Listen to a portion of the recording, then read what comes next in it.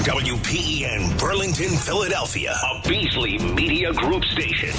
Official home of the Sixers, Flyers, Union, and the best Eagles talk in Philadelphia. 97.5, The Fanatic.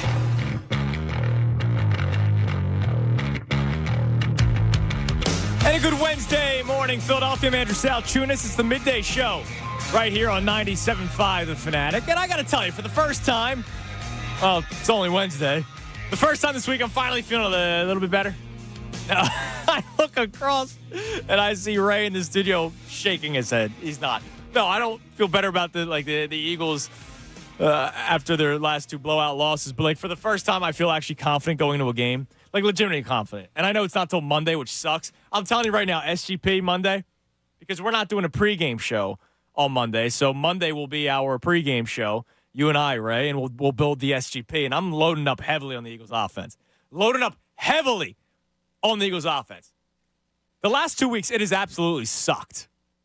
2 weeks ago against the San Francisco 49ers, you can't get really anything going at all except for the first quarter. When you do drive down the field twice, you just can't capitalize, and you kick two field goals, and the 49ers score one time, you're losing, right? That's how that game all of a sudden completely turned, because you can't capitalize in the red zone in those first two drives against the San Francisco 49ers in a game where you can't win by field goals. You have to win by scoring touchdowns. This past week against the Dallas Cowboys, what you needed to win via the shootout. Had to. And you had a chance. Devontae doesn't drop a touchdown pass. A.J. Brown doesn't drop a pass that would have probably gotten you into tush-push range. You don't fumble the ball three freaking times in Cowboys territory. And we've talked about this yesterday. We talked about this on Monday. That's something that is uncharacteristic. I know that turnovers have been an issue for Jalen Hurts this year. 10 picks, 5 fumbles. And we've seen, there was the last time they played the Cowboys, there were the weird fumbles late. Nick Sirianni during his press conference yesterday talked about how it's sometimes just the ball doesn't bounce your way. No, it's bogus. Don't put the ball on the turf. It's that simple. But I don't think the Eagles will ever again fumble the ball 3 times and drop 2 touchdown passes in a game. That's extreme. Could there be another chance where they drop a potential touchdown pass in a game this year? Yes. Will there be another turnover at some point this season? Absolutely. It could happen next week. But that extreme of 3 fumbles and 2 touchdown passes dropped, I don't think that continues. Now, that doesn't absolve the Eagles of their offensive issues.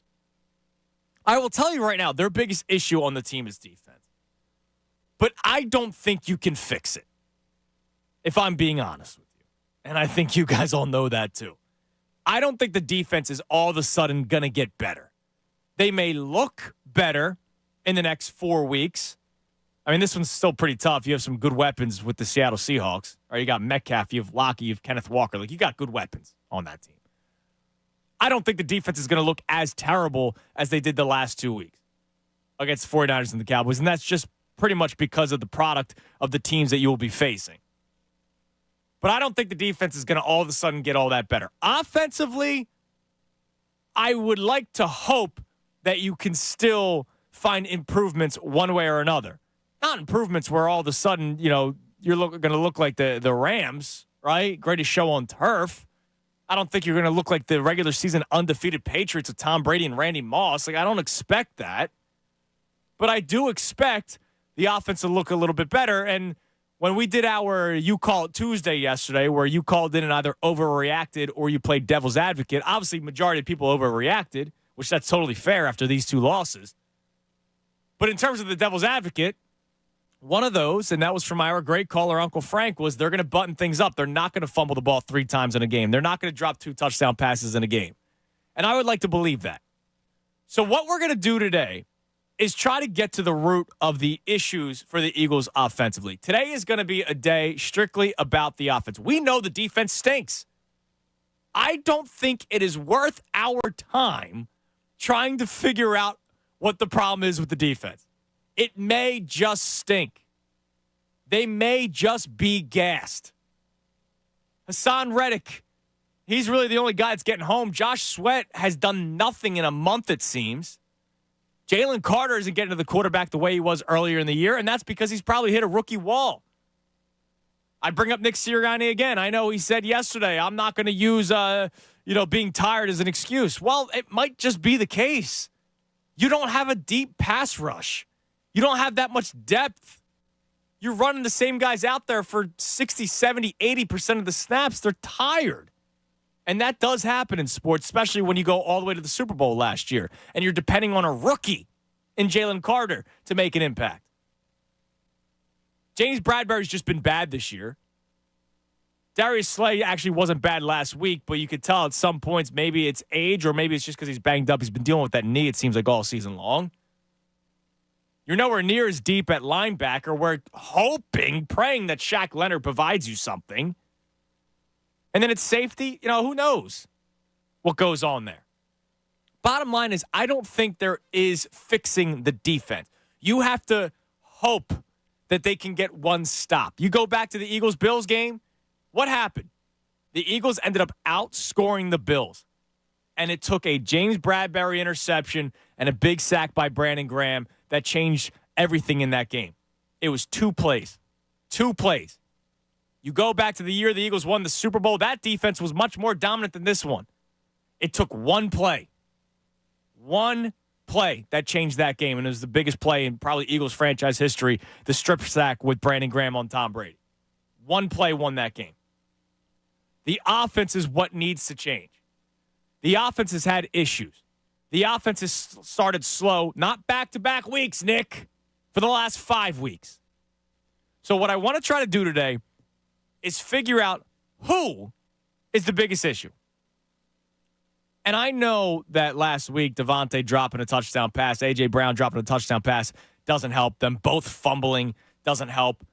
But I'm going to narrow it down to 3 guys to make it nice and simple for you guys on the phones today at 610-632-0975. And for myself to make it nice and simple. And for Ray to make it nice and simple. Your 3 options today, and I want you to call in and explain why you believe it's this person. Your 3 options, and we already have a poll up and running on 97.5 The Fanatic, the Twitter account. I put it up, Ray. Nick Sirianni, Brian Johnson, or Jalen Hurts. Now, let me explain all of them. It is Nick Sirianni's offense. He's not calling the plays, but it is his offense. It is his game plan based off of what he sees on film from the opponent and based off of what he believes will work against said opponent. It is his offense. He is the guy that builds the game plan going into each week. And for the last 5 weeks, you have started off slow. It has been 5 weeks since they have scored more than 7 points in the first half of a game. The last 2 weeks, you have done nothing really in the second half. And last week, you didn't score a touchdown. You got 2 field goals, and your 1 touchdown was Jalen Carter returning a forced fumble by Fletcher Cox. That's your touchdown last week. It is Nick Sirianni's offense, and that has been failing over the last 5 weeks. Well, maybe not the Bills game, but the first half, it was. Option number 2, the play caller, Brian Johnson. It is up to Brian Johnson to then implement that game plan into the game itself and push the right buttons, call the right plays at the right times. I believe we are all tired of bubble screens. I believe we are tired of 3rd and long bubble screens of Julio Jones. I believe we are all tired of, lack of calls in certain areas that work. There was a tweet that went around yesterday of plays that work for the Eagles, but how little they have called them. And the guy that's calling them is Brian Johnson. So offensive coordinator is option number 2. Lastly, option number 3 is Jalen Hurts. He has to be added into this because he is the executor of it. Again, it's not his fault that A.J. Brown, Devontae Smith dropped 2 touchdown passes last week. But 5 lost fumbles this year. Fumbles in opposing teams' territory. 10 interceptions. That is his fault. 15 turnovers is not Brian Johnson's fault, is not Nick Sirianni's fault. It is Jalen Hurts' fault. They're not the guys throwing it to the opposing team. They're not the guys fumbling it. And I saw something interesting on Twitter yesterday that we will play next. So Dan Orlovsky, We talked about this a couple days ago. Was it last week? The National Report. Were you here last week when we did this? The National Reporter that you trust. Okay. So this was after the David Carr debacle when he says Marcus Mariota would be a better option right now than Jalen Hurts, which is just freaking stupid. And then he goes to Twitter, how do you feel, Philly? Like, shut up, okay? Like, that's just dumb. And I saw John Kincaid try getting him on the show, and, yeah, of course, no response, because why would he back it up? Nah, of course not. He doesn't really have the bones to back it up. He writes down a few things going into his hit on NFL Network, and that's all. That's it. I don't do local radio. I've heard that before from people. It's ridiculous. Back it up. Well, one of the people that kept on coming up when I asked, who do you trust that's an analyst or a reporter that covers their respective sport, a lot of people said Dan Orlovsky. Maybe not Dan Orlovsky on First Take, but as you said, Ray, Dan Orlovsky on NFL Live. So yesterday on NFL Live, he broke down some film about what Jalen Hurts is not doing. And what he's not doing is hurting the entirety of the offense. So we'll play that next, but I want to hear from you at 610-632-0975. We'll get Ray's thoughts on it. Who is number one to blame for the recent struggles of the Eagles offense? Because I see a caller on hold, James. He says that, he thinks we're overblowing the last two games. Obviously, they put up 38 points not that long ago against the Commanders. It feels like it's been, since last season, but it was about a month and a half ago. We know that this offense can be prolific. Look at the talent on this team, man. Of course it can. But in recent weeks, they've struggled. And I think that's the one area of the team where you can actually improve. Defensively, I think you're lost, which is why I'm not even going to talk about the defense today. But offensively, I think you can maybe tweak some things. But we got to come to the root of the issue. Is it Sirianni and his game plan? Is it Brian Johnson and the plays being called during the game? Or is it Jalen Hurts and his lack of execution at times? Give me the answer. Tell me why. It's 610-632-0975. Andrew Salchunas. It's the Midday Show right here, 97.5 The Fanatic. Fanatic Sports Update. Birds looking to right the ship. I'm Ray Dunn. This update is brought to you by Bradford White Water Heaters. You may always need a new water heater, but when you do, choose Bradford White. Eagles begin to prepare for the Seahawks. Back-to-back losses have dropped the Eagles to the 5th seed in the NFC as tiebreakers currently favor the 49ers as the top seed and the Cowboys as the top team in the NFC East. The Eagles will travel to Seattle to face the Seahawks on Monday night, trying to avoid losing 3 games in a row for the first time since weeks 2 through 4 in the 2021 season. The Eagles are 1-9 in their last 10 games against the Seahawks and haven't won in Seattle since 2008. Flyers' 4-game winning streak was snapped last night. Flyers fall 3-2 in overtime in Nashville against the Predators. Sean Couturier and Travis Sanheim each scored in the loss. Sam Marson had 19 saves. They'll be back in action on Thursday night at the Wells Fargo Center against the Capitals. Sixers back in action tonight in Detroit to play the Pistons. Pistons, they're very bad. They are 2-21. Tip-off for tonight's game is at 7, and you catch it live here on 97.5 The Fanatic. Matt Breen will join the show later to talk all things Philadelphia sports, get you all set. And it's a Breen Day here on 97.5 The Fanatic. This update is also brought to you by Macy's Backstage. What you find at Macy's Backstage, how about the perfect holiday gifts? $25 and under, like matching family PJs, fragrance sets, toys, and more. Find the latest trends, new arrivals, and great prices at a Macy's Backstage near you. Keep it locked here for all the latest news and information. I'm right on the home with the Sixers and Flyers, 97.5 The Fanatic. Join Bob Cooney Claus and his tiniest elf, 6'7" Trey Thomas, tomorrow from 5 to 7 at Joe Canals, 3375 Brunswick Pike in Lawrenceville, New Jersey. The first 50 nice boys and girls get a free Kelly Green t-shirt. Plus, they'll be collecting unwrapped toys for the Trenton area soup kitchen. Head to Joe Canals for the best prices on alcohol for your holiday cocktails. Hey, it's number 59, Seth joining. Join me on the BetParx Sportsbook app, and you're in the zone. BetParx is the official casino and sportsbook app of the real Philly fan and the only app I recommend. Bet more than the score. Bet player performances like total passing and rushing yards. Bet total team touchdowns. Bet who scores a touchdown. And nobody does live in-game betting better than BetParx. Bet on the action as it happens. Join me right now and download the BetParx Casino and Sportsbook app. New customers make a winning $10 bet and get $125 in bonus sportsbook bets back. Must be a winning bet, and bonus bets must be wagered once. The BetParx Sportsbook is the only sports betting app that I recommend. Live betting, parlays, props, teasers, they have it all. Like me, I'm sure that you love to play, you love to win. You bet. Bet Parks. Must be 21 in NPA, New Jersey, Ohio, Maryland. Gambling problem. 1-800-GAMBLER. Ho, ho, ho! Hey, it's Bob Cooney Claus here, and I'm inviting you to join me and my tiniest elf. Well, 6'7" All-Pro Eagles tackle Trey Thomas this Thursday at Joe Canals in Lawrenceville, New Jersey from 5 to 7 o'clock. Tiny Trey and I will be giving away Kelly Green shirts to the first 50 nice, not naughty, boys and girls who come.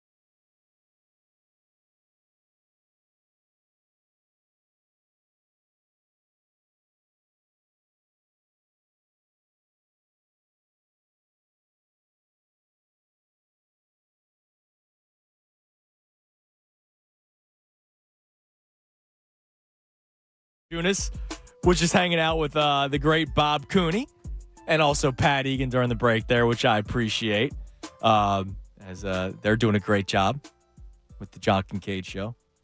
And I got to let you know about our 10 o'clock hour. I did this again, right? It's the second time I didn't add it to the sheet in recent days. 10 o'clock hour empty. brought to us by Window Nation. Take advantage of Window Nation's 50% off sale on all style windows, plus make no down payments. With no payments, no interest for 12 full months, call 866-90Nation or visit windownation.com. All right, so what I'm starting the show off with is trying to figure out who the biggest problem is with the Eagles offense. Is it Nick Sirianni, because it is his game plan?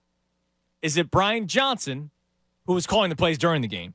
Or is it Jalen Hurts, who is the executor of said plays? I can make the case for all three. Now, the reason why I even came up with this topic was Dan Orlovsky yesterday on NFL Live did a breakdown on Jalen Hurts that we'll play for you momentarily. And we talk so much about, man, the players, they really played poorly in this one. But it always comes back to Brian Johnson, Nick Sirianni, right? Well, mainly Brian Johnson. Whenever we talk about complaints, it's always Brian Johnson, right? And so I said, oh, maybe this would be good to play. Because remember, a couple of weeks ago, we had the conversation of Jalen Hurts missing guys open downfield. And then I thought it was educational to play Nick Sirianni's explanation as to why Jalen Hurts didn't throw it to Jack Stahl, who was on the opposite side of the field when he was rolling right, and he had two different receivers on the right side. Sometimes guys run dummy routes to get guys off of A.J. Brown, Devontae Smith, but we just see open guy on the field. Oh, Jalen Hurts is missing guys downfield. So I think for educational purposes, because I can kind of spoil it right now, Jalen Hurts is getting very, very little blame on the poll right now. And that's okay if your opinion is Nick Sirianni or Brian Johnson. But take a listen to Dan Orlovsky from NFL Live yesterday explaining what Jalen Hurts isn't doing on the offense that's hurting them. Pass game wise, it's forcing the football in their drop back end or play action game. And it happens to a lot of young quarterbacks that have a ton of success. They're going to motion A.J. Brown over. This is like 3rd and 4, 3rd and 5 from the other day. Now, the pass concept is going to be this: a short in and then a slot fade. When we read this and it's man-to-man coverage, we read this low to high because that low route in man happens before the high route. The other thing is this. Laura, see how far that guy is off? That's not a good matchup for us. Now, Jalen drops back. Okay, number one is wide open. And there's this saying in football, never pass up an open guy for a guy that you think is going to be more open. 3rd and 4, we got a first down conversion, but for some reason, Jalen Hurts takes the shot downfield to A.J. Brown, and it's a really wasted incompletion. Last year, Jalen throws that ball. He doesn't force it downfield to A.J. Brown. So there's multiple examples of, hey, are we passing up completions to try to force other completions? Are we not seeing it clearly like we did last year? Are we leaving clean pockets too early? And then I think the forcing of the football downfield instead of taking some of those checkdowns, that's an example of a quarterback in my eyes who thinks my offense isn't working the way that I want it to, and I'm going to force it to in many ways. So I will tell you, that clip, how long was that one, Ray? That was 1:15 that we played. The whole clip was like 2 minutes and 15 seconds that he posted. So we knocked out a minute of it. There was like 5 different plays that he highlighted. And it's radio. So like you're not like, you can't see the play as you're listening right now on the airwaves. Or if you're watching on YouTube, I don't have a screen behind me, right? So I just wanted to cut it down. But we got the point, right? There are plays that are available that Jalen Hurts is not going to the right guy. I think we get fooled sometimes when we watch film, like a guy that posts all 22 films says, look, this guy's wide open. Well, that might be the dummy route. But in this instance where you have 2 guys lined up to the right side and it's basically option 1 or option 2, and option 1 is open, it would have been a first down. Option 1 would have gotten you a first down. Instead, he's going for the big play. And if you remember, we used to complain about Carson Wentz not going with the easy play, easy route, trying to play hero ball. Am I comparing Jalen Hurts to Carson Wentz? No, I'm not. Trust me. Please don't take take my words incorrectly there. But it's something that we used to complain about with the other guy, but we're not complaining with Jalen Hurts right now. It's all Brian Johnson's fault. It's all Nick Sirianni's fault. If I were to tell you right now who I am to blame out of the 3, drum roll, it's not Jalen Hurts, okay? It's not.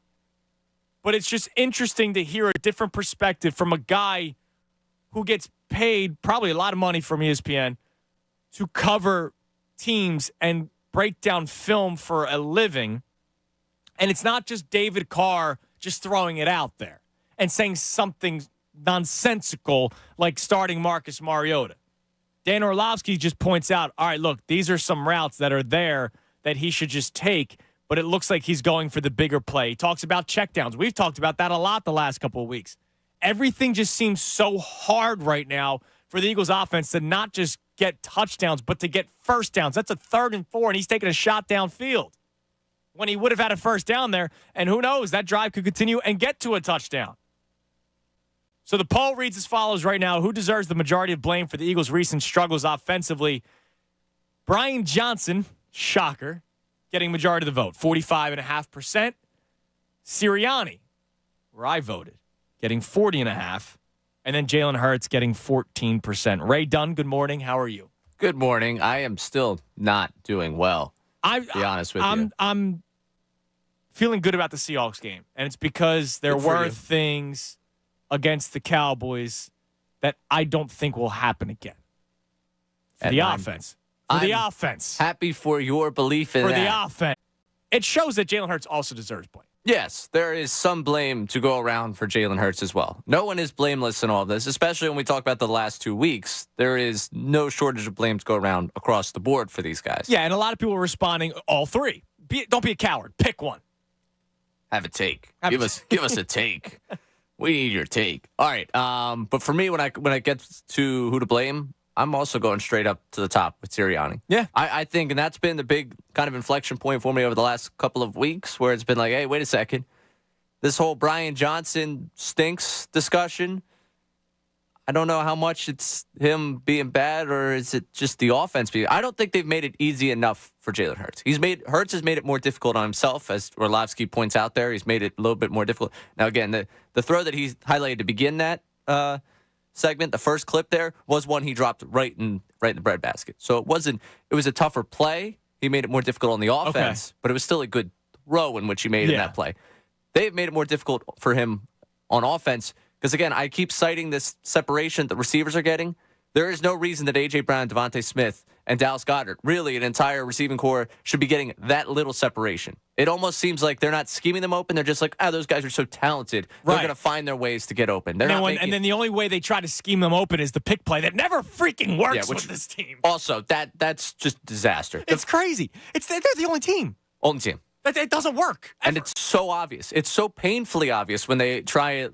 Oh, it's a rub route. No, you might as well be on the basketball court. The way they go about doing it, you might as well be just. They get penalized for that too. It's a moving screen. Yeah, that's true.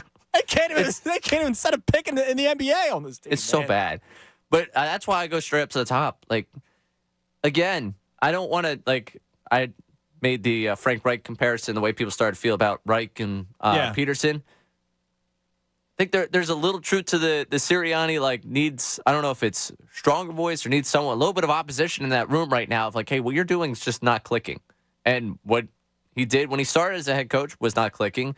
His offense, as much as what it's been, does he need the perfect play caller to execute his offense? Because that means the offense isn't that great. You should be able to have a good enough playbook and a good enough game plan where it's not every single call needs to be the exact right call at the exact right time. And when I think about predictability, right? So that was, we've been talking about it, but a player, it's funny when a radio host says it and it's like, stop it. And then a player says it a couple weeks later and it's like, interesting. Score one for the radio host. Yeah, come on, man. I should get a trophy for this. But a player anonymously said to Derek Gunn that the offense has become too predictable. I don't think, who was the guy for Michigan? That was Connor something. Yeah. I don't think there's somebody on the opposing team sitting behind Brian Johnson and listening into the play call. I think the predictability is the game plan itself. I think the predictability is, all right, they do this on 2nd and long every single week, so be ready to defend this on 2nd and long.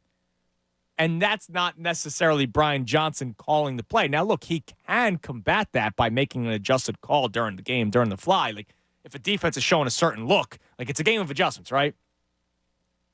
But if the team has an idea what you're going to do to the point where now players are saying it's predictable, that might be the game plan itself.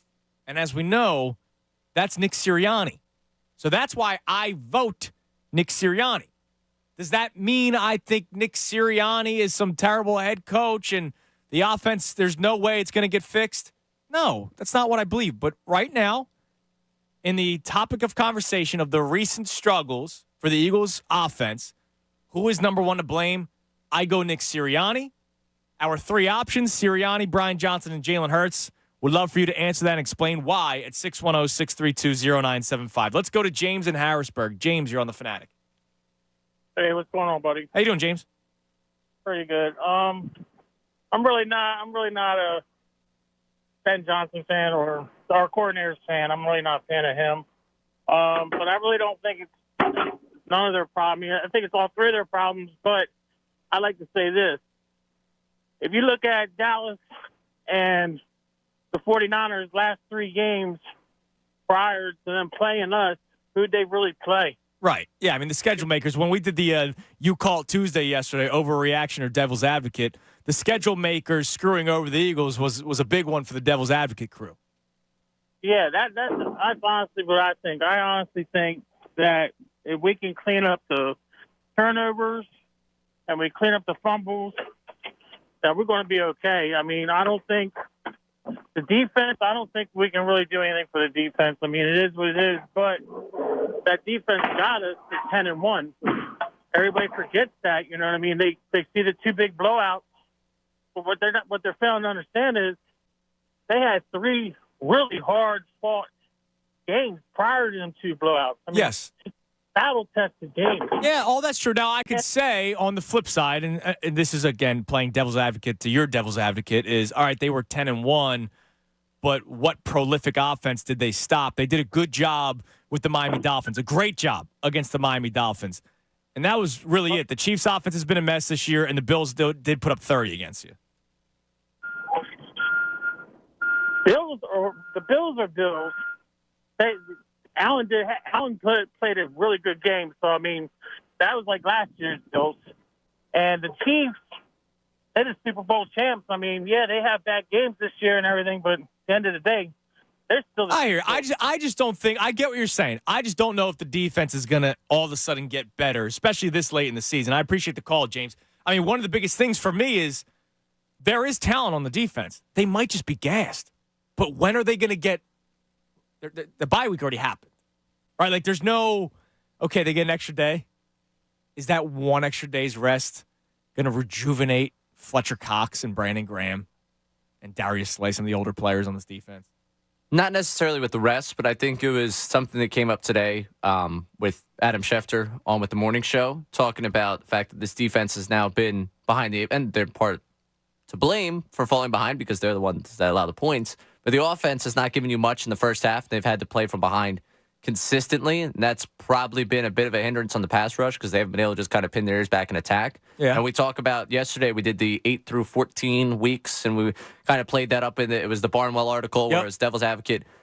Weeks 8 through 14 last year, and we talked about all the teams they played. Wasn't that great of opponents that they played. And they were ahead big time in those games, and they could kind of get after the quarterback. They could attack. They could, kind of unleash what they had defensively and with that defensive front. So I think part of this, honestly, the defense could benefit. Like we sometimes say, the best defense is a good offense. Like you might be able to get a little bit of that if the offense actually gets you ahead early on and you can kind of play. And stays on the field for more than 3 minutes. Right. And, doesn't turn the ball over 3 times. Yeah. It doesn't, there's certain things where I sit there and say, hey, maybe if the offense was actually kicking in gear. Because over the last 5 weeks, when have they had the lead? 6-0 against the San Francisco 49ers. 6-0 against the 49ers. And then at the end against games like the Chiefs. Chiefs, they come back. They win that one late. Yeah. Cowboys in the second half, they have the lead for, I guess, most of the fourth. But really, over this stretch, it's been a lot of playing behind, a lot of catching up. That Cowboys game, because a lot of people were, I remember complaining about Sean Desai and the defense that game. Bradbury and Slay were both hurt. and had to go back out there out of desperation, right? Like, that's why they drove down. And plus, there's the penalties. Yeah. Who had the bad late hit? Was it Reddick? Somebody had a bad late hit. Jalen Carter? I think it was Reddick. Somebody had I think so. It was a roughing the passer, and then they got them down the field 15 more yards. Sinclair checks in on Twitter, and it looks like he would vote Jalen Hurts on this because he says the biggest issue is turnovers in general. We don't force any, and we keep fumbling and having interceptions that are mostly fluky tipped passes. Play calling is bad at times, and they abandon the run too fast, but it's mainly the turnovers. So if you're going to blame turnovers, 10 picks and 5 lost fumbles from Jalen Hurts. Now, Devontae and A.J. Brown also fumbled the ball twice. And that's why last week against the Cowboys, I blame more so on the players than the coaches. But if a player's coming out and saying the offense is too predictable, then that goes back up top. Let's go to Joshua in Wilmington, Delaware. Joshua, you're on the Fanatic. Hey, good morning, sir. Good morning, everyone. Hey, Josh. Hey, like everyone said, I think everybody's to blame. But if I had to blame somebody, it would be the OC or the Sirianni. I don't know which one makes the final say, but it's Nick Sirianni's game plan, but Brian Johnson's the one calling the plays during the game. All right, so they both equally suck with the game plan and the play calls because Hurts is to blame too, but you're supposed to put Hurts in a good position, and they're trying to ask him to do stuff that he's not good at. Go back to the regular RPO. Let him isolate the ends. Let him do what he's supposed to do, what he's good at. Well, they have been doing the RPO too, and teams are just attacking Hurts. But I don't even think he has the option. I think they're really just pass plays. I don't think they're really giving him the option. Right. So, remember the run the ball signs that were out there the other day? I don't want to just run the ball to run the ball. I want to do traditional runs. Give a nice handoff in between the tackles. I do too, but, Hurts is good at running the RPO. When, last year, when he isolated Bosa was like a deer in headlights. And nobody even had to block him. Right. Just get him out the game without anybody blocking him. That's what Hurts is good at. Let him either run the ball, take the ball himself, or get that quick pass out. We got a great receiving core that nobody can stick in the entire league if we just had a good game plan. And our defenses, we just need 5 down linemen. If our linemen don't get to the quarterback, it's a wrap. No matter what our corners are, the health of our corners and linebackers, they're trash. Yeah, it's been interesting. That's something that they did a lot last year, and you only see it a handful of times during games this year. We got the best defensive line core in the entire league. Put them all out there, as many out there as we can, and that's what we pace our bet on. That's what we're going to live on our defensive line. So get as many good players out there as we possibly can, and then we live on that. Yeah, look, it's the defense. I don't know if that alone just fixes it. And thanks for the call, Josh, but any sort of change right now might benefit the Eagles. So here's the deal. Coming up at 11:30, the coordinators speak. It's Wednesday, which normally is Sirianni, but because the game is on Monday and because they came home late Sunday night, probably early Monday morning, Sirianni didn't speak until yesterday. So the coordinators speak today. And last week we aired the Brian Johnson press conference. This week I want to air the Sean Desai press conference to see if he has any answers. Now, I know today is a day where we're talking about the offense, but I think it would be good to hear from Sean Desai to see what he can give us, if anything. So that will be around 11:30. We never know the order of the coordinators. He went first last week, so I'm hoping he goes first this week. But until then, still more of your calls. Answer the question for me. You have to pick one. All right? I know there's a lot of people saying all 3. I agree. It's all 3. But pick one. Who is most to blame right now for the recent struggles for the Eagles offensively? Is it Nick Sirianni? Is it Brian Johnson? Or is it Jalen Hurts? Who does deserve blame. Nobody wants to. Does deserve blame. We have the Vault coming up at 11 o'clock. Your calls before that. Also, I've mentioned this a couple times as the season's gone on about how bad the NFL has been this year, like terrible. And I know we still watch because we love the NFL. We love football, so we're never going to stop watching. But something happened today that basically solidifies my statement of the NFL just being a trash product this year. I'll explain what next right here, 97.5 The Fanatic. Fanatic Sports Update. Birds searching for answers. I'm Ray Dunn. This update is brought to you by the Feast of the Seven Fishes. Join Rick Vitalico and MMR's Marissa Magnata as they celebrate the holidays at Il Villaggio's in Cherry Hill on December 20th. Go to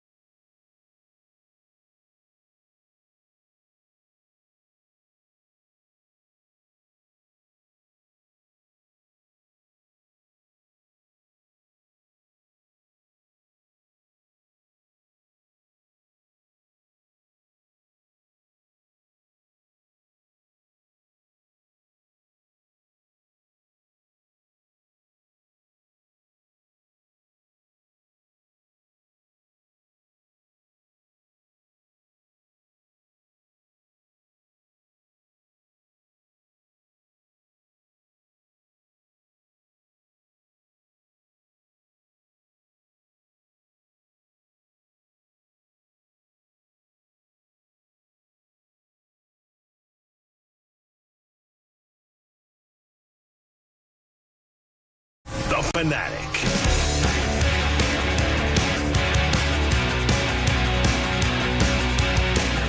10:51, 97.5 The Fanatic. I'm Andrew Salchunas. It's a midday show. We have the Vault coming up at 11 o'clock with Ray Dunn. So 9 minutes, 8 minutes now until then. Today's discussion, who is the majority of the blame for the lack of production for the Eagles offense the last couple of weeks? And I'm asking you to pick one out of the three: Brian Johnson, Nick Sirianni, and Jalen Hurts. Jamal Hutchinson checks in on social media. Bleep it, I'll pick one. Because a lot of people are going, all three. No. Don't be a coward. Pick one. He said, bleep it. I'll pick one. If you replace Brian Johnson with Shane Steichen, what happens? A creative offense that spreads the ball around. It's the OC for me. Shane Steichen was the offensive coordinator last year of a team that's very similar. Same quarterback. Same head coach. Now, again, I blame Nick Sirianni, but maybe it's the advice from Brian Johnson during the week of game planning that isn't as good as as Shane Steichen's was last year. It's not a bad way to look at it from Hutch. One's been a head coach for 3 years. The other's a rookie coordinator. I expect more out of one than I expect more than out of the other. That's a good point. I understand that, but maybe sometimes you need help. You know, Jordan's not winning without Pippen. No, I'm kidding. Did I say that out loud? No, you're allowed to say that out loud. Oh, am I? Yeah. Oh, that's right. You're LeBron's the GOAT guy. This is okay. Sorry. Remember, our job here is to upset everyone older than 30. That's right. That's right. Speaking of which, we're going to have some fun with history lessons later on today because there's something really cool coming out tonight. I'll tell you about that later on. All right. My complaint about the NFL that I've been doing all year, and it's how the product has sucked. But nobody wants to admit it because it's football, and we love football. We watch football. NFL, college, you know. The NFL is Thursdays, Black Friday, Saturdays when the college football slate's done, Sundays from 1 till midnight, sometimes 9 a.m. to midnight, doubleheader Monday night. We love football. We watch it all the time. Doesn't matter how bad the product is. But the product has sucked this year. It's been a really bad year in the NFL. You watch the Eagles every single week. Has Jalen Hurts played, let me ask you this, Ray, like a top 5 quarterback? Forget the rest of the league. Has Jalen Hurts, in your eyes, played like a top 5 quarterback this year? I'll say no. No. Jalen Hurts has played like a top 3 quarterback in this year's NFL. That's how bad the product has been this year. And it's not taking a shot at Jalen Hurts. He's playing less bad than a lot of other quarterbacks around the league. It's been a terrible product. Now, you could make the case because offenses are down that defenses are playing better, and I know people like defense. Unfortunately, ours is not one of those teams that's playing better. But the NFL product has been abysmal this year. And something happened this morning that etched it in stone for me. Your NFC and AFC Offensive Players of the Week. For the NFC, starting quarterback of the New York Giants, Tommy DeVito? Really? Really? Tommy DeVito? That's like freaking Ben DiNucci a few years ago if he won NFC Player of the Week.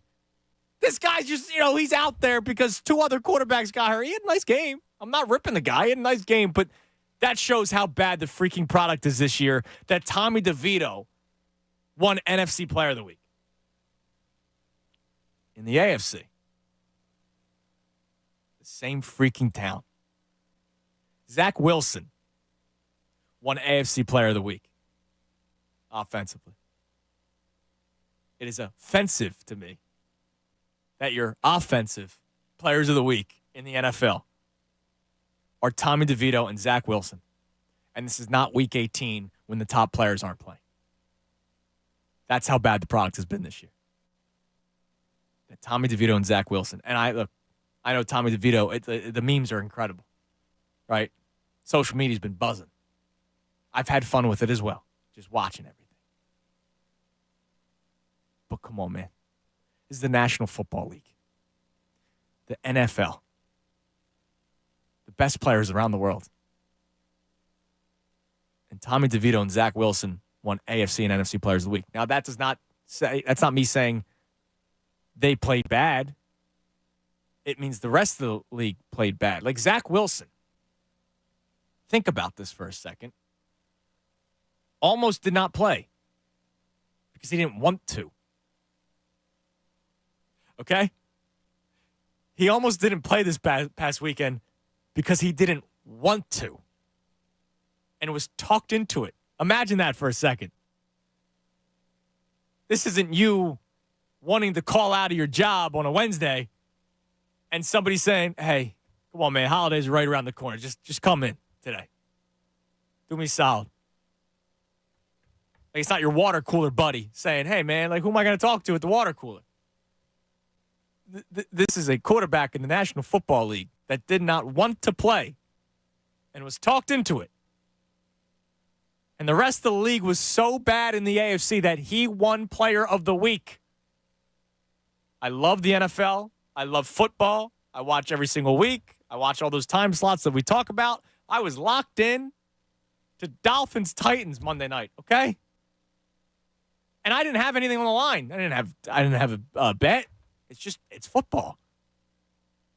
That's how freaking bad the NFL has been this year. Any response? No, I'm just getting fired up for Thursday Night Football. Easton Stick and the Chargers taking on Aiden O'Connell and the Raiders, who lost 3-0 to the Vikings. Watch. It's going to be the best game. I hope not. For my own sanity's sake, I hope this is a bad game, because if this is a good game, I don't know what good is anymore. No. You know how people say the league's fixed? They're desperate. They need a good Thursday night game. They're going to put in the phone call, and it's going to be a shootout between Easton Stick and Aiden O'Connell. All right, let's go back to the phones before we get to the vault. The league has sucked this year. It's been really bad. It's okay to admit it. Let's go to Ralph on the cell. What up, Ralph? Hey, what's going on, fellas? Happy holidays. How you doing? I'm doing good. Listen, man, it's equal to me with the OC, the head coach, and Jalen, but I think Jalen takes it, man.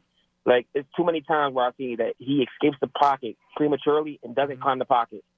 If you see any other quarterback like Pat Mahomes, Josh Allen, when they drop back, they climb the pocket 3 steps and somebody's wide open every time. If Jalen just climbs the pocket every time he drops back instead of rolling out to Lane Johnson's side or Milano's side, he avoids getting sacked. Climb the pocket, dump it off. On Monday, when we reacted to the Cowboys game, I talked about, obviously, the obvious things that bothered me, the 2 drop touchdown passes, the 3 fumbles. But one of the things that did really stick out to me Sunday night, Ralph, Dak Prescott looked so comfortable, and Jalen Hurts did not. Now, part of that is probably because the Eagles' defense sucks, so, like, Dak Prescott was comfortable that way. But it just looked like Hurts was always back foot. It looked like he was rolling. He did not look comfortable, whether he was in the pocket or on the outside of the pocket. But that's the thing. If you look at how Prescott was playing, we were getting to him. But all he did was slide over, step up into the pocket, and dump it off. Yeah, he found Pollard. It didn't matter who was open. He would just dump it off to him. Whereas Jalen Hurts, and that's why I played that Dan Orlovsky audio in the second segment of the show. We'll play that again after the vault. You know, there are checkdowns available, and he's just not finding them. Every time there is.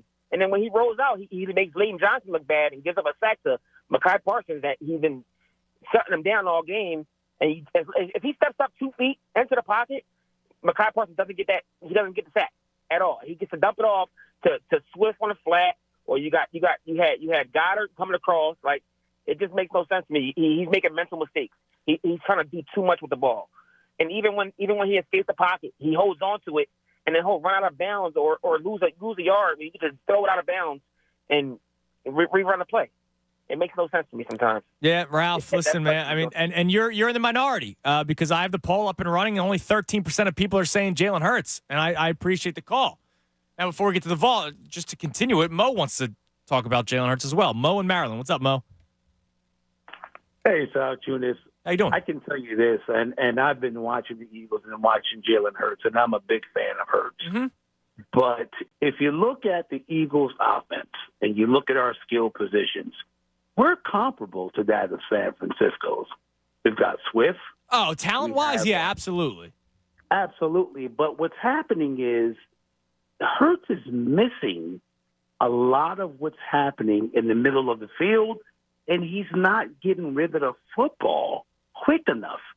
He holds the ball second most besides Justin Fields. Right. And I think that the scheme is there, but somehow, some way, Sirianni, whoever it is, they have to get this guy to get the ball out of his hands. Well, and part of that is also extending plays, right? But sometimes he's extending plays when it's not necessary, like the rolling out of the pocket when it doesn't seem like he needs to. And that's why I go back to he seems uncomfortable sometimes on the field.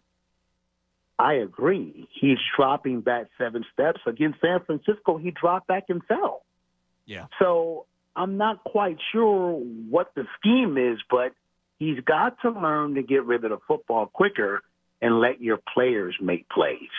Yeah, and if we're going back to the Eagles-Niners game, I know the Eagles got destroyed, and I'm not the biggest Brock Purdy fan. I'm not. I'll be completely honest with you. But he hit who was open, and also like whatever was easiest. And if there was something not there, he went to Christian McCaffrey. Now, having McCaffrey is a godsend for any team, but go to him. Like you mentioned DeAndre Swift, go to him if he's open in the flat, and he doesn't do that. He hasn't done that this year.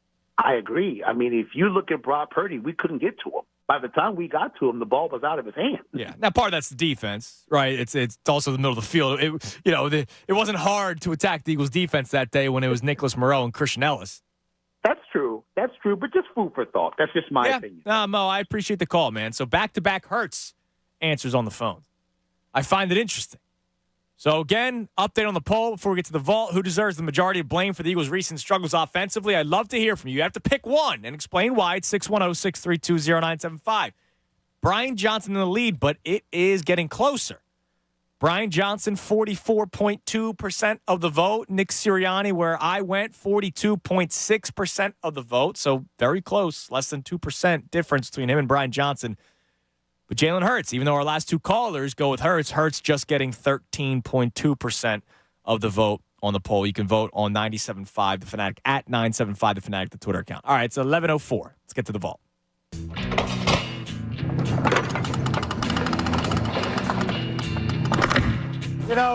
When we began opening this vault nearly 2 hours ago, we had no real idea what we'd find inside. As it turns out, we haven't found very much. Vault presented by Golden Nugget Jewelers, where Philly gets engaged. Real quick, you know that Telemar Do commercial that we were playing? And it's like awesome. It's a good commercial. Cappy checks in to the poll. When your offense stinks and they can't score points, you Telemar Do. Now, I don't know if he's answering any of the three guys, but I just appreciate the Telemar Do reference. I'll be honest. I would buy the Telemar 2 album. If they came out with an album, I would buy it. Oh, wait, I just saw a follow-up tweet. He did say Jalen Hurts. He says, Jalen's to blame. A coach doesn't make you fumble, throw picks. Come on, people. Maybe that's it. Maybe we have to write a Telemar Do remix for this Eagles team right now. Maybe, and maybe that will fix everything. Yes. That'll be the bulletin board. We will create the bulletin board material. Right. I'll do that. It's Tully time. Like, for the sake of the Eagles, I could say something outlandish. Oh, and other people already do that. Yeah. I can't. I don't want to steal their fire. Yeah, don't step on toes here. That's Come right. on. The hot take media. All right, what do we got in the vault today? All right, so today we got a pair of Heisman anniversaries. We also want to look at a college football coach. I'll give you a create your own adventure, but I'm going to start with baseball because it was on this day in 2007. The Mitchell Report came out, and a lot of people started sweating about what they knew. Yep. For more than a decade, there has been widespread illegal use of anabolic steroids and other performance-enhancing substances by players in Major League Baseball. In violation of federal law, the evidence we uncovered indicates that this has not been an isolated problem involving just a few players or a few clubs. Many players were involved. Each of the 30 clubs has had players who have been involved with such substances at some time in their careers. There have been many estimates of use, impossible to verify. However, it is a fact that between 5 and 7% of the major league players who participated in anonymous survey testing in 2003 tested positive. Yeah, I mean, that was a big deal when all that came out, and it was disappointing. Now, I think we'd be lying to ourselves if we don't believe stuff still goes on. Yeah, there's a certain player from last season who is in his 40s who was hanging it up and had an incredible second half of the season. And I'm not going to say that he was doing it. He plays for the Cardinals. Was a first baseman. Oh, Goldschmidt? No. Two seasons ago, Albert Pujols. Oh, yeah. Sorry. They ended his career. Yeah, 2 seasons ago. I could see it. I also believe they gave him cookie fastballs. Okay. I had a theory. Like, the guy went nuts. Uh-huh. The last, month of the season. Right. No, yeah, it's not just he was being overexposed to left-handers. I refuse to believe that. My biggest thing, there was a player. Hold on, let me bring up his numbers. I've done this before. Brandon Crawford for the Giants. Big year. The year where they won 100 games and Gabe Kapler was the greatest manager in the history of baseball. I think it was just good managing. Yeah, sure. Brandon Crawford hit 24 home runs, batted .298, had 30 doubles, had a tremendous season. Was finished fourth in MVP voting. My man, in years before that, 8 home runs, 11, 14, 14, 12, hit 21 home runs in 2005. That was 6 years earlier. But at the young age of 34, he found a resurgence in his career, and then since then has not reached double digits in home runs. I think it was just the manager that put him in good position. Yeah, sure. Yeah, bull. Yeah, there's players that still use. Yeah. All right. Let's get you to some Heisman anniversaries. Today is the day in 1997 Charles Woodson wins it. Wow, and I want to single this one out because do you think we'll ever get a defensive player to win one of these again? Maybe. It would take a lot, especially who he beat out, Peyton Manning, Ryan Leaf, Randy Moss. Here's that moment where he wins the Heisman. Most outstanding collegiate football player in the United States, 1997. And the winner, from Michigan, Charles Woodson. I have to thank the Lord because to receive this honor, the Heisman Trophy, the highest award given to a college football player, he's been there with me all my life, and I'm just thankful for this opportunity to be here. I say yes, but it's going to have to take a lot. So the last runner-up that was a defensive player was actually just 3 years ago, Aiden Hutchinson. He finished runner-up to Bryce Young, Alabama. So, Bryce Young was not going to lose that award. But Aiden Hutchinson was the runner-up that year. And then before that, if I'm not mistaken, it was Manti Te'o. Yeah, it sounds about right. I'm going through the years. That was Johnny Manziel won. Manti Te'o came in second. And then that Colin Klein, of course, came in third. And then before that, it seems to be a long time since another defensive player was even a runner-up. Charles Woodson was the last one that was a finalist, and he won it. So 3 since 1997 that have been finalists. But most recently, just 3 years ago, you had a runner-up. So I think it's still possible. It's just going to take a ridiculous season. Yeah, it takes a lot. I'm going to get you to another Heisman here, another quarterback win the Heisman because he's the backup quarterback of our team, and I just want to point out who he thanks. Tanner McKee? So close. The winner of the 2014 Heisman Memorial Trophy is Marcus Mariota of the University of Oregon. I'm humbled to be standing here today and honored by this award. Thank you, Heisman Trust, for making this night possible. Everything you do has made so many dreams come true. Amari, Melvin, it's been a pleasure to meet you both, and I wish you continued success. This award belongs to my teammates, and to the rest of the coaches and teachers throughout my life, thank you for the countless life lessons that have shaped me into who I am today. Chip Kelly, right? Chip Kelly. How about that? All right, that's the vault presented by Golden Nugget Jewelers, where Philly gets engaged. All right, so when we come back, we'll continue the conversation at hand today. Who's the biggest person to blame for the recent struggles for the Eagles offense? I have 3 options for you. You have to pick one, explain why. It's between Nick Sirianni, Brian Johnson, and Jalen Hurts. You'll hear from Nick Sirianni coming up next. I have 2 clips that I want to play to you. One of them, of course, is in response to to the anonymous player that said the offense has become too predictable. Hear what Nick Sirianni had to say about that. And also, coming up next, I kind of teased this earlier, something really cool is coming out tonight. Something that Eagles fans will really love that premieres tonight. I'll tell you what that is next, but I want you to do a homework assignment for the rest of the show with me. Pop quiz, I guess. Pop homework assignment, however you would call it. Isn't that just a homework assignment? Yeah, but you're not taking it home. You're doing an in-class assignment. Okay. And you need to educate Ray and I. I'll explain what I mean coming up next right here on 97.5 The Fanatic. Now.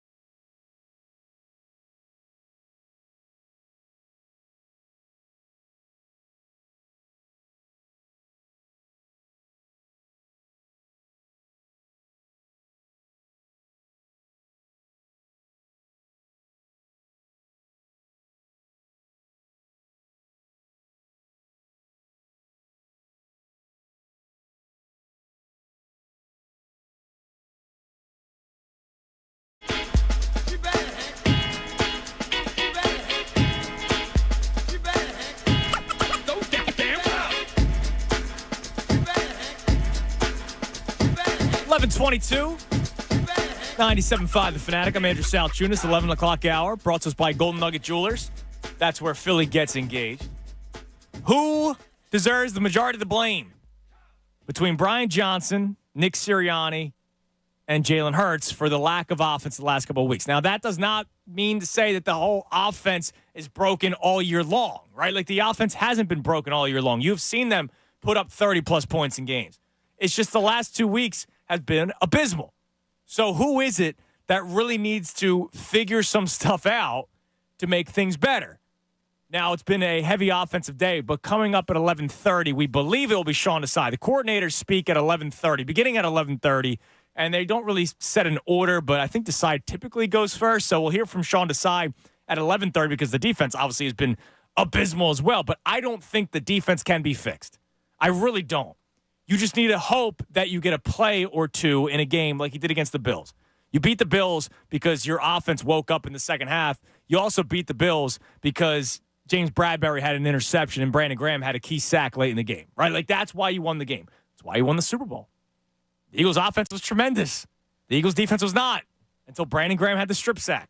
So you can win games by just making a play or two. It might not be the best way to win games, but it is possible. Well, we'll hear from Sean Desai coming up at 11:30. Apparently, maybe, Sean Desai coming up at 11:30. But I want to hear from you at 610-632-0975 to answer the question, who's number one to blame over the last couple of weeks, the lack of offensive production? Now, I also want to do this. Because we have a potential press conference at 11:30, something I want you to think about and something that I want you to bring to the table later on the show. Obviously, the next segment, because the press conference will probably carry the rest of the segment. I want you to give us a history lesson.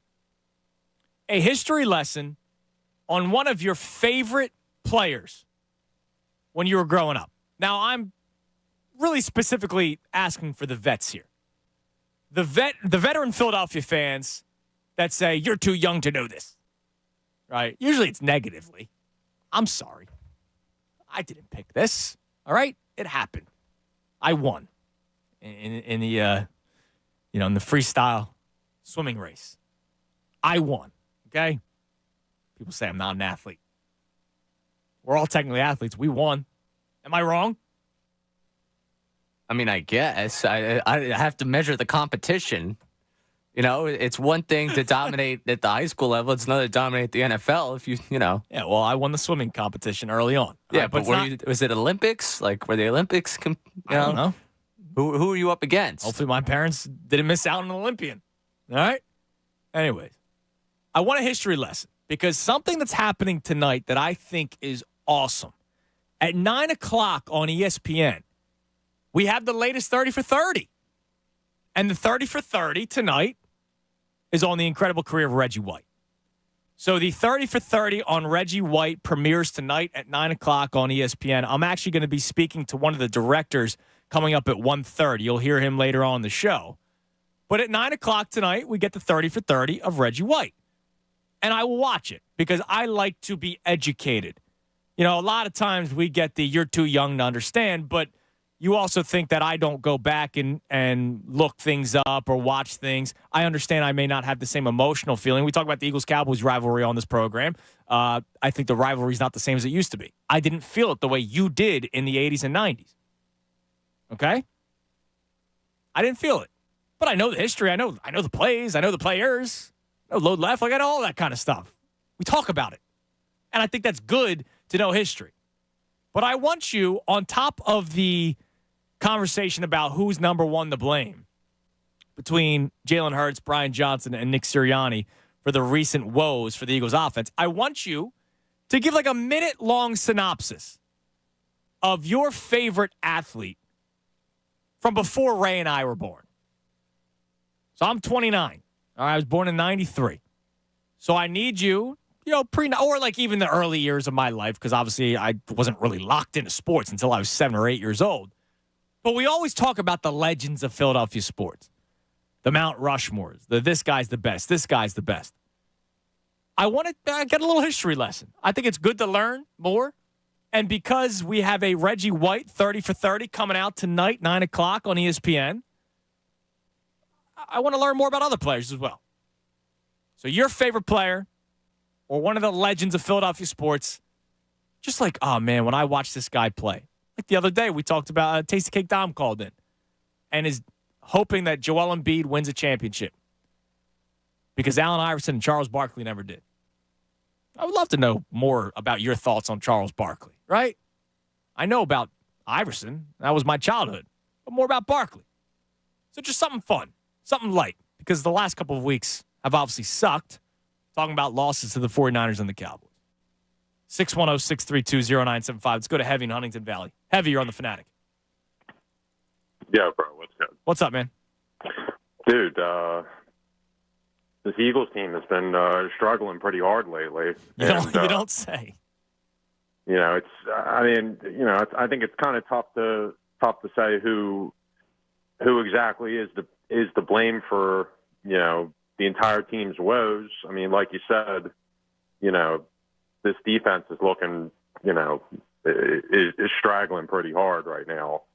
It's pretty tough when you have to score 30, 40 points just to win a game. But yeah. I think it comes down to Brian Johnson's play calling right now. I mean, you look at I think the biggest thing right now is you look at the first halves. I mean, these last 4 games they've scored 7, 7, and 6 points. And I think it's pretty clear that the play calling in the first halves has just been absolutely horrible. Now, let me ask you something. Is that Brian Johnson poor play calling, or is that Nick Sirianni's game plan going into the game, or is it Jalen Hurts falling down and getting sacked, which leads to a field goal, him fumbling when they were in the red zone last week against the Cowboys? I mean, I'm not saying you're wrong because I don't know exactly who is to blame. My answer is Nick Sirianni. I don't know exactly who deserves the majority of the blame, but to just say it's Brian Johnson when they did get to the red zone in the first quarter last week and Hurts fumbled, like that's not Brian Johnson's fault. No, I agree. You certainly can't blame the just absolutely absurd amount of turnovers the offense has had, and especially Jalen has had. And obviously, Nick Sirianni is approving all these game plans, so it's... Oh, not approving, making it. Brian Johnson just calls the plays that are... It's tough to say, but, I mean, they got to start running the ball more because they just keep giving the ball. Our opponents just hold on to the ball just way too long in these first halves, and it just seems like, time of possession is just really killing them because they're just either going 3 and outs or they're just not running the ball well and just giving way too many opportunities to the opposing team. Yeah, absolutely. And that's why, and I appreciate the call, Heavy. Like, it goes back to what Ray pointed out. Obviously the defense is trash. Like, it has been. But they're also on the field a lot because of these turnovers. And the way you can play defense when you're losing constantly. Now, they give up the points, but the offense isn't putting up points. And, we talk about the games in which the whole team came together and won it, right? There's only been a handful, right? There's some games where the defense is the main reason why you won. There's some games why the offense is the main reason why you won. Hell, special teams won a couple of games early on. But there's only been a couple of full team victories. Kansas City, Miami, L.A., even though the Eagles weren't capitalizing the red zone in that game either, but they did put up points. I mean, that's not many games where the full team is the reason why you won the game. But because of the conversation today, we're focusing strictly on the offense. Who's number one between Brian Johnson, Nick Sirianni, and Jalen Hurts? And Heavy's answer's Brian Johnson. That's fine. I'm not saying he's wrong. I'm not trying to say, no, you can't say that. But when he says the whole, I mean, look at the amount of points they scored in the first half in the last couple games. It's his fault. I don't know if that's necessarily true. Sean Desai speaking, by the way. If you can get that up. Oh, you don't have it yet? Okay. That's okay. I think Twitter might be a second faster than, what are you on the YouTube? Are you on the Philadelphia Eagles website? That's all right. We'll get to Sean Desai momentarily. His press conference, because the coordinators speak. Here we go. Here's the defensive coordinator of the struggling Philadelphia Eagles defense.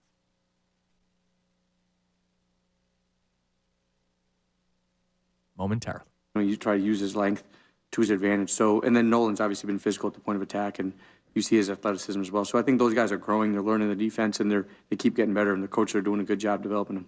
Sean, on that, with Ringo, it seemed like he was in on some of those third and medium range. The last 3 games, passing-wise, quarterbacks have had a ton of success there in those situations. Where have you seen those issues? Where do you think those can be fixed? Yeah, that's a great question. We've been targeting those and really trying to pinpoint where. And to be honest with you, it's been at a few different areas, and it's kind of been different each game or even each situation.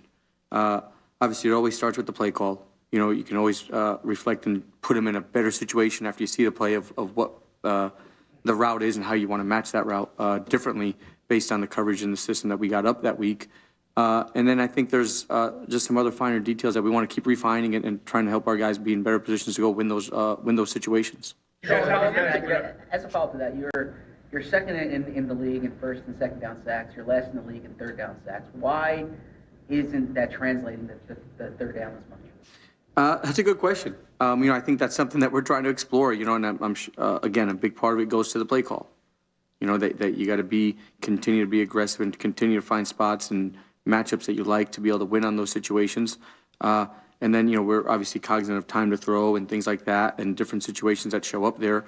And, that's a function of rushing coverage working together with the play call. You got to get the quarterbacks off the spot. You got to buy some time in the coverage. And then we got to win when we get some matchups up front consistently. And we got to keep working to improve there. Sean, after the game, Josh Sweat said that he's not used to our group not taking care of each other when it comes to pressure. Do you think that there are players not playing team defense and being more concerned with individual performance? I don't have that sense. And I think the big thing is obviously after a game like that, it's a frustrating loss, it's a frustrating way to go. And we all want to get better. We all want to push to pull together and get better. And we're working our tails off to do that. And, the bright spot, I know sometimes it's hard for you guys to see the bright spot, but the bright spot is that, we've been there. We played some really good football games and some really good parts of games and done really good against some offenses. In the last 2 weeks are not our standard. And we accept that and we know that. And we're going to lean back into what we really believe in ourselves and our standard. And we got to go back and achieve that, from a coaching standpoint and a player standpoint. And it's going to be all of us working together to do that. And I think we got the guys and the leaders in this building to help us do that. Well, there's a couple members of the secondary that said that things got simplified for that Cowboys game. Can you help explain exactly what was simplified and why that was necessary, especially when you have a lot of veterans in that defensive backfield? Yeah, I think probably what they meant, and obviously you got to ask them exactly what they meant, but probably what they meant is that we're just trying to really hone in and be able to hang our hat on something that the guys can feel confident and go out and play with, and because ultimately that's the most important thing, is making sure from a schematic standpoint we've got enough answers and that the players have the answers on the field that they can go adjust to and respond to whatever an offense is giving us. And I think we did a good job of detailing that out last week, and we had some spots that we're really effective at, and obviously some spots that we weren't, that we got to continue to improve upon, but we'll continue to build. You said it starts with the play call. In terms of game planning, how do you vet yourself? Where's Nick Sirianni's role in that? And 13 games into the season, where have you found improvements in that? Yeah, I think I think it always starts with the play call, and it'll always start with the play call, right? For me, at least. From my vantage point. So I think as we go through the game plan week in the process, we work together as a staff, and obviously coach has his input on we meet early in the week and how he sees the game going and, how what his expectations are of the defense in terms of who we got to stop, how we got to stop them. But he does a good job of letting us try to figure out how, and then we get together as a staff. We got a lot of smart people on our staff, and we try to compile our ideas and fit what matches our players the best with our scheme. And then we go and call the game that way. And then, obviously, in terms of my process, you practice calling the game all week through different iterations and different methods, and we do that. And then we talk amongst each other. Hey, man, do you guys like this play call in this situation? Do you like this here? And we prepare our players that way and try to give them some anticipation of what to expect in certain situations. Have you heard some of the outside criticism, and how do you handle it if you do hear it? Yeah, I mean, that's part of the job, right? That's part of it. There's always going to be criticism. I mean, go back every week of this season, there's criticism, based on different things that happen in a game. And when you play a couple games like the way we have and not the performance to the standard that we want to, that is going to magnify and amplify. And I get it. That's okay because everybody, fans, you guys, everybody's entitled to their opinions, But what we got to do is just lean into each other and really focus on our process and really focus on getting better. Because at the end of the day, from what we want to what everybody else wants in this city is to win, right? And we found ways to win, to get us to the point that we are. We're not where we want to be, and we're still growing there to get to where we want to be. And we feel good about doing that and working together to achieve our goals still. What concerns you the most about the way the defense has played the last 2 games? I think it's just we've been inopportune. We have not been able to get off the field when we need to get off the field. And third down and situational football, we got to be better. Third down, red zone, and those have been our bugaboos. I ain't gonna lie to you guys. That's been kind of our Achilles heel right now. And I feel really good about where we're going with it. I feel really good about our planning process towards it, and I feel really good about our players' mentalities and approaching that situation, and being able to put guys in spots to go win those. And again, we've won a lot of third downs early on in the year. We just haven't been able to do that this year, and that's hurting us. Obviously, as a defense, it increases our play counts, but it hurts us as a team. Our job as a defense is to get the ball back to the offense as fast as we can, and we haven't been able to do that effectively enough. This is the second game in a row where you guys have given up a handful of scoring drives, over the course of a half or the entire game. I guess, how do you manage that on the sideline with players to maybe not get discouraged, and again, like you mentioned, find answers quickly? Yeah, I think that's the art of it. We've got a great group of leaders on the sideline. Our coaches do a great job of keeping guys in it, and really, it's about addressing what happened. What is the source of why did this happen? We had a couple series in the first half there that, we had a couple pressures called, and we blitzed right into some runs, and we either missed a tackle or misfit something. So obviously, it's a big deal. Right, and then the optics of that, and then, it leads to a touchdown drive and all that stuff. But for us, it's about focusing in on where we're supposed to be, doing some things, and then changing the call and getting us into better positions to be in those situations. And that's what we got to keep leaning into. And then, we came out in the second half, and we got a 3-and-out, got another 3-and-out, forced fumble touchdown, and then gave up a couple drives there and held them to some long field goals. But we got to find ways to maintain that for 60 minutes. All right, there's defensive coordinator Sean Desai. So a lot of stuff starts with the play call. But I found it interesting. Tim McManus asked a question about players. Once again, maybe not necessarily complaining, but talking about things being simplified in recent weeks. So we have players speaking anonymously about the offense being too predictable. If you heard, Jeff McClain asked the question about Josh Sweat or some players. But remember, when we had McClain on yesterday, he talked about Josh Sweat having him one-on-one after the game. And Sweat almost alluded to maybe some guys not doing their jobs and playing more me football instead of team football. McManus asks a question about cornerbacks saying things have been simplified. I hope I'm not reading too much into this. I know winning is the best recipe for everybody being happy. And they've been winning a lot of football games. It's just kind of concerning when we talk about the culture and the makeup of a team that 2 losses, albeit terrible, and big losses, now all of a sudden you get a lot of people chirping. That needs to be cleaned up immediately. 610-632-0975, the number to climb in a very offensive-minded show today. Reaction to Sean Desai not really seeming to have answers, even though I guess he won't give you answers, right? Competitive advantage. But more talk from players about things not necessarily being great and not just saying, hey, things aren't good right now, but we believe in ourselves, we'll get better. Complaints about coaching continue. That's got to be fixed, man. Quick.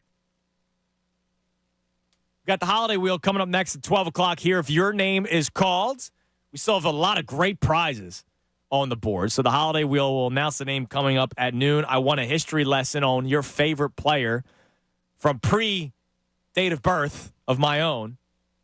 Because tonight at 9 o'clock, we have the premiere of the Reggie White 30 for 30. I always love learning more about some of the greatest athletes in Philadelphia. Whew, man, more players talking now, huh?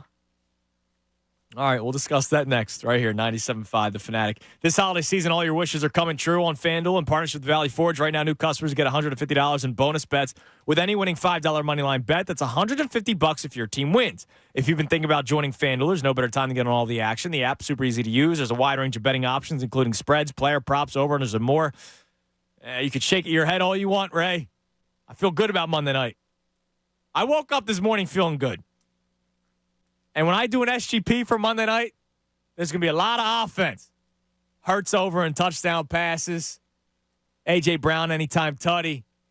Hurts probably over in yards. Might put a few overs for the Seahawks as well, but I think the Eagles end up winning that game. How about the over in team total? I think the offense actually comes to light Monday night against Seattle. And I think they win. And so you can use your $5 money line bet and win $150 when that bet hits. Don't go with the locks anymore because the last two locks have lost. So visit FanDuel.com/Fanatic. That's FanDuel.com/Fanatic and kick off the NFL season. FanDuel, the official partner of the NFL. You got to be 21 plus and present in PA. First online real money wager only. $5 pregame money line wager required. $10 first deposit required. Bonus issued is non-trouble bonus bets that expires 7 days after receipt. See terms at sportsbook.fanduel.com. Gambling problem? Call 1-800-GAMBLER. Fanatic Sports Update. Birds searching for answers. I'm Ray Dunn. This update is brought to you by December Football with PJ's Wings. PJ's is the place to watch the Birds as they march towards the playoffs. Watching at home or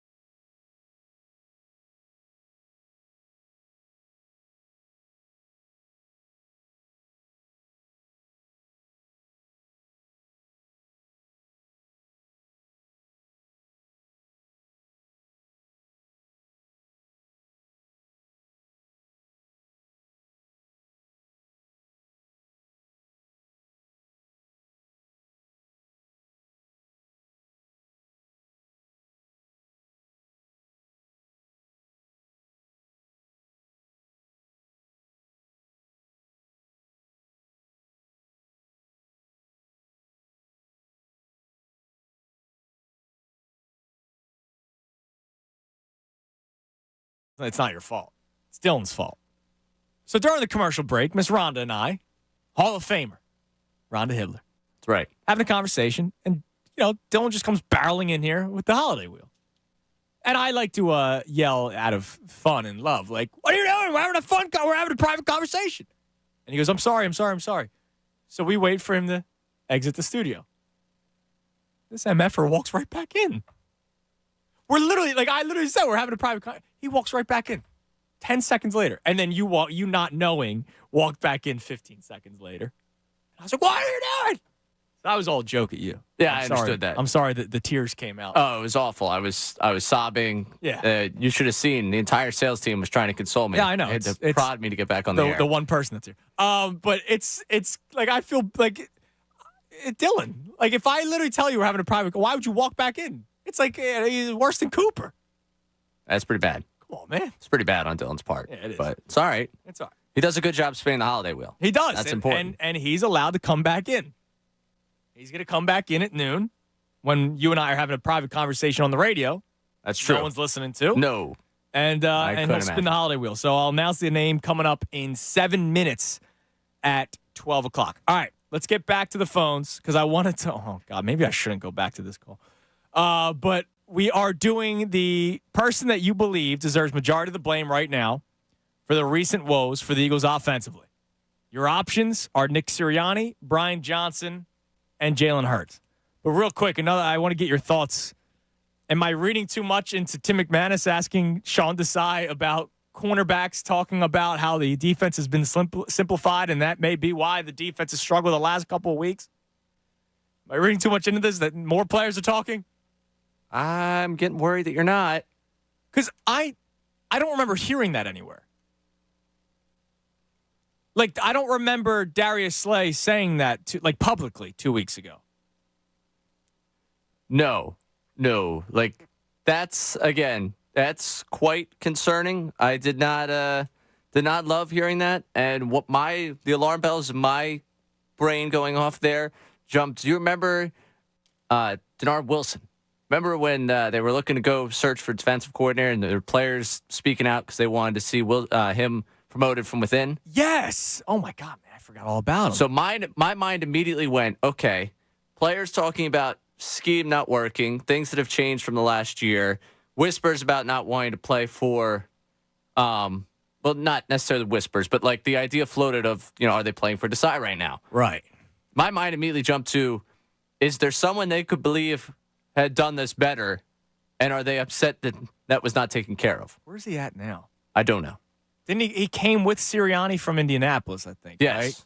And he did not get promoted. He did not get promoted, so he left. Right. And players are upset by it. To me, that's just the first thing. When you talk about corner, because the defensive backs coach, talk about corners thinking things are, they need things simplified, there's something off, amiss there. Then again, the idea, are they playing for Desai? They're not playing for Desai. That was just where my mind went immediately. That's not me. Again, this is just man with a microphone speculating in his brain. What's going on? This is not me saying, oh, I know that they really wanted Wilson. They didn't. I just remember players supporting him. Right. And now that they're questioning Desai, and there seems to be the line of questioning is just interesting there's nothing there. I don't know if it has anything to do with Denard Wilson, just because that was before the season even started. Right, but I mean, just them thinking that this defense, what they saw last year, they know the talent there's still talent in the building. They like what they have. A lot of the same players except for T.J. Edwards and Kazir White. And Chauncey Gardner-Johnson's a big one. And Marcus Epps. Yeah.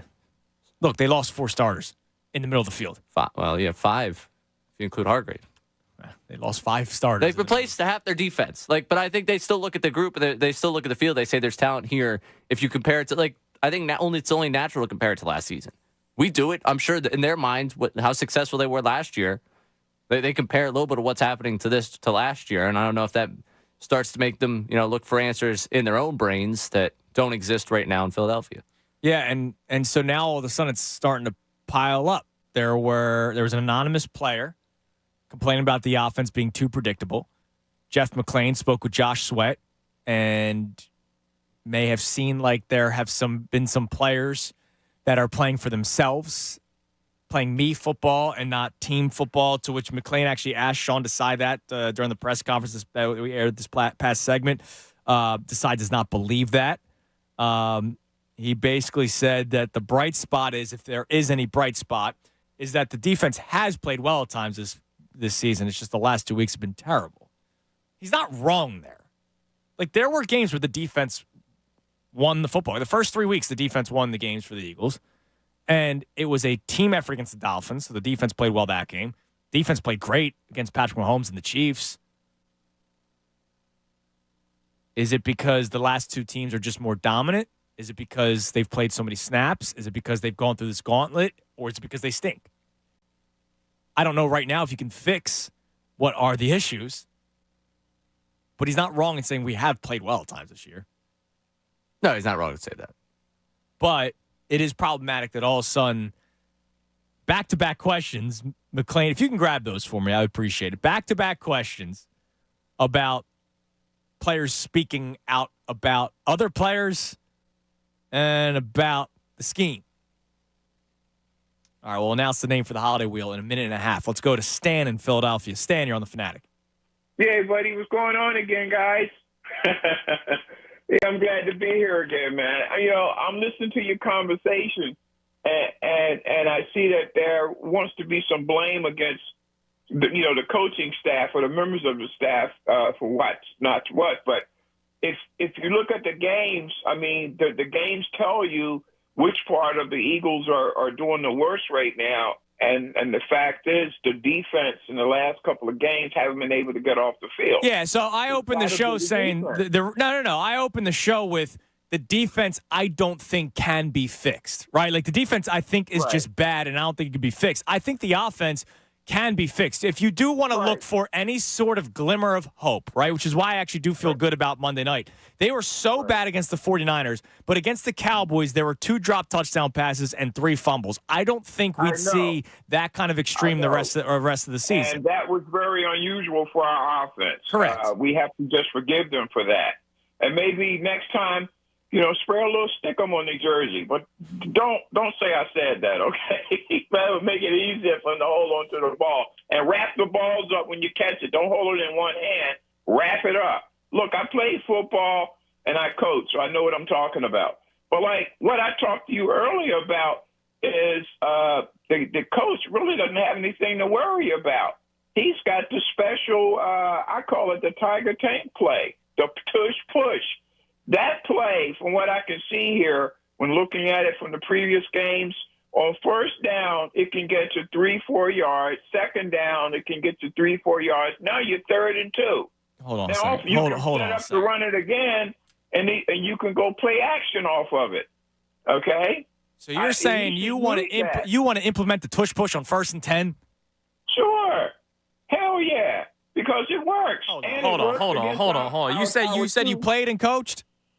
Yeah. You think you could do that over the course of a game? Not over the course of the game, but to get it started, to beat up the defense a little bit, and then come out of it, and your running game is going to open up, and your passing game is going to open up. You can use that tush-push to open up the game in your favor. Then you got to think about this, too. By them running the tush-push and going to the running game, that keeps the opposing offenses off the field. That we slow roll it down. Remember the 72 Miami Dolphins? They had the best running game in the world. Stan. And regardless of what team came in there and played them, they ran the ball and they would win 21-7, 21-13, 19-6, whatever. Stan, Okay, Stan, I hold on. I appreciate the call. I can't hear you out any longer because you're saying run the tush push on 1st and 10 and second and 6 or 7. 1972 football is a lot different than 2023 football, okay? A lot different. So you might be able to kill 9 minutes off the clock, and then you get 3 points. And the opposing team goes down the field in 2 minutes and scores a touchdown. Because that's kind of how the league operates nowadays. And then your offense is now gassed. Because they've been tush pushing their way down the field. They're going to go back out there and do it again. What if you don't get 3 or 4 yards on the 1st and 10 tush push? So now it's 2nd and 8, 2nd and 9. No. Been a couple of wacky calls this week. At least he's coming up with a solution. All right, it's 12:02.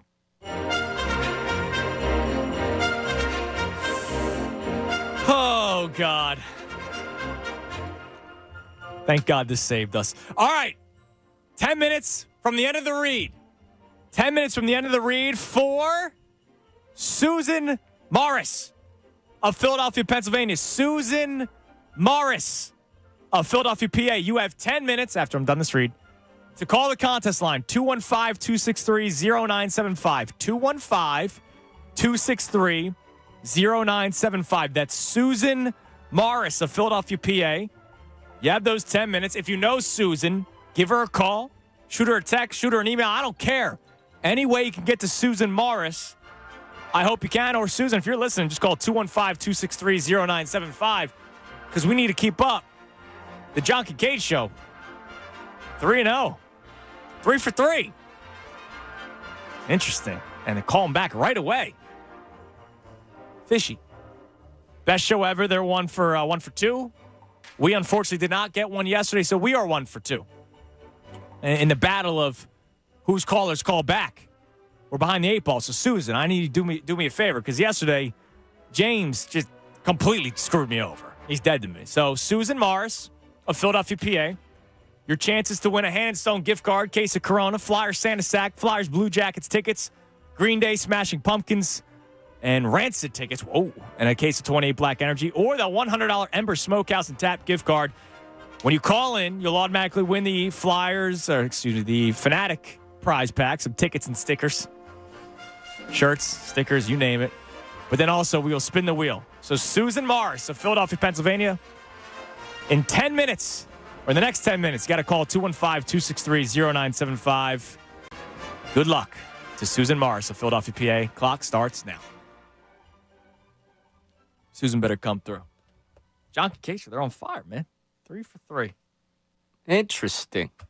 No, it's just, their listeners are locked in. I'm just saying. Just saying it was interesting. Right at 8 o'clock. Mm-hmm. I was just saying it was interesting. Just right at 8 o'clock. Mm-hmm. All right. So Susan Morris, you have a little less than 10 minutes. So, do you have any response to that last call from Stan, who let us know he played and coached? I would say no. He wants to tush push on 1st and 10. And then again on whatever second down is, 2nd and 6, 2nd and 7. I would say no. I just sometimes I question. Are you being serious, or are you just yanking my chain when you call in with that? We are desperate to find answers. Desperate this week. I've heard a lot of crazy answers. I will say this: tush push 1st and 10 better than resting Devontae Smith, because Quez Watkins is good enough. Well, wait, you'd rather go rest Devontae Smith and start Quez? I don't know if it's better. We got that one on Monday. I don't know if it's better. You want to give me the 20-play drive where you just tush push it every time? Not every time. Set it up for a 3rd down where you can then run play action. Okay. But my question is, if I had more time, I would. I also didn't want more time. If I had more time with Stan, I would ask. So, is the 3rd down tush push play? Is it out of the tush push formation that you run the play action? Well, you gotta keep it unpredictable. So right, exactly. So we've had some of our answers this week, and I've even asked, "What do you do to fix it?" I have not asked that question because I'm afraid of the answers. But we have had tush push more, and on 1st down, we have had power I. We had the caller from Princeton, I think, or Trenton, said the Eagles need to start running the power I. He also said that after saying you should bench Jalen Hurts for Marcus Mariota. That was insane. What else have we had? Rest Devontae Smith for a week and start Quez Watkins because he's a good player. That guy also said more Boston Scott and dress Rashad Penny. What else have we had this week? Oh, the Eagles have lost the last 2 weeks because they're not playing at 100%. Not because of their health. No, they are not playing to the 100% speed to stay healthy.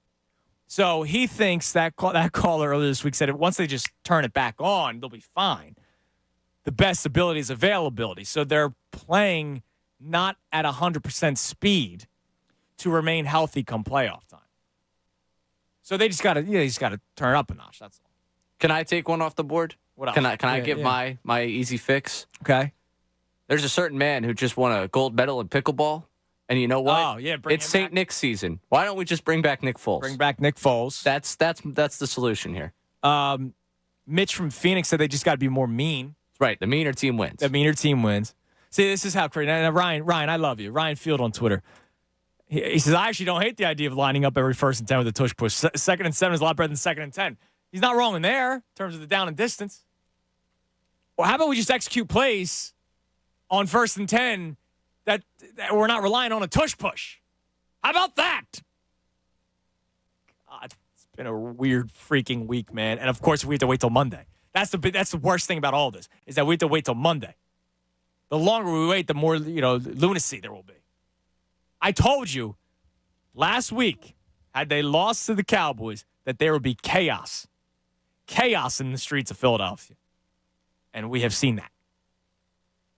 Oh, yeah. Yeah, it's something right now. How much more time for Susan Morris? About 5 minutes. 5 minutes. 5 minutes. Susan Morris of Philadelphia, PA. You got to call 215-263-0975. Susan Morris, 215-263-0975. Call the contest line. We will spin the wheel. And if you don't call back, well, the best show ever will have another double dip. Come on, Susan Morris. And if you know Susan Morris, Morris, give her a call. Let her know. She's got 5 minutes to call the contest line, 215-263-0975. Let's go to Jim in Eddystone. Jim, you're on the Fanatic. Hey, how you guys doing? What's up, Jim? Dude, it's got to say I love you, buddy. I miss Gargano, too. I miss him, too, but I love you, too. You guys are doing awesome. So, real quick, I wanted to I don't know. I haven't read anything about it. I haven't heard anything about it. Why isn't Penny even been sprinkled in so far? Because he might not be good, and that's the reason why. I mean, look, there's a reason why he doesn't dress, and they know more than we do. Who was the running back last year that everybody wanted to see more? The guy that got cut by the 49ers. He was the big back. He was on the preseason roster this year and didn't make the team.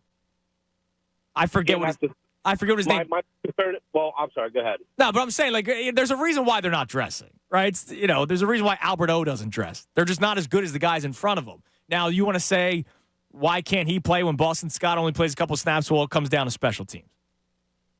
Yeah, I hear you. I figured there's at least maybe some sort of an aspect of change it up a little bit because Shaq got cut too. We don't know what Shaq's capable of.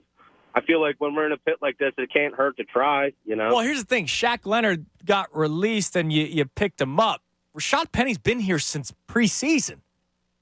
You know what I mean? He's been on the roster this entire time. They clearly see something in practice that we're not seeing. Now, would I give him a shot? Yeah, sure. But I don't think, again, I've been saying for this a couple of weeks because we've had a couple of weeks of callers this season talking about Rashad Penny. If that's your savior, then we're in big trouble. Oh, trust me, I'm with you 100%, but I'm all for also trying to change it up once in a blue and, throwing a quick curveball. Yeah, I hear you, Jim. I appreciate the call, man. I just don't know if that's the answer. There's a reason why he doesn't dress. It's like when we, why does this guy not get playing time in the NBA? There's a reason why. Bones Highland. With all due respect, local guy. Everybody wants to trade for him. He doesn't play. Right?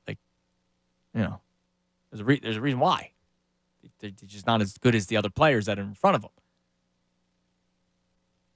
I was intrigued when they signed Penny. I got to believe in the coaching staff. We're not there at practice. No. And again, how many different dimensions of his game does he offer? Right. Is stressing him worth not having something else? I know we don't really love Kenneth Gainwell. There are things that he does that other guys don't, and that's pass protection. Right? Yeah, There's a reason why Miles Sanders wasn't on the field on third downs last year, and you're seeing that again this year with DeAndre Swift. Now, Swift might be able to do more with the ball in his hands if he catches out of the backfield, or they trust Kenneth Gainwell to actually catch the football and run a better route. There's a lot of things to it. All right. 2-minute warning for Susan Morris. Susan Morris of Philadelphia, PA. And thank you, Jared. Trey Sermon is the guy that everybody was pining for last year. Like, come on. They went to the freaking Super Bowl last year. We're asking for Trey Sermon. Susan Morris of Philadelphia, Pennsylvania. You have 2 minutes left. It's going to happen during the commercial break again. 2 minutes for Susan Morris. I need Matt Cord. 2 minutes. Susan Morris, 2 minutes to call in. 215-263-0975. And if she doesn't, I'm going to be very depressed. Very, very depressed.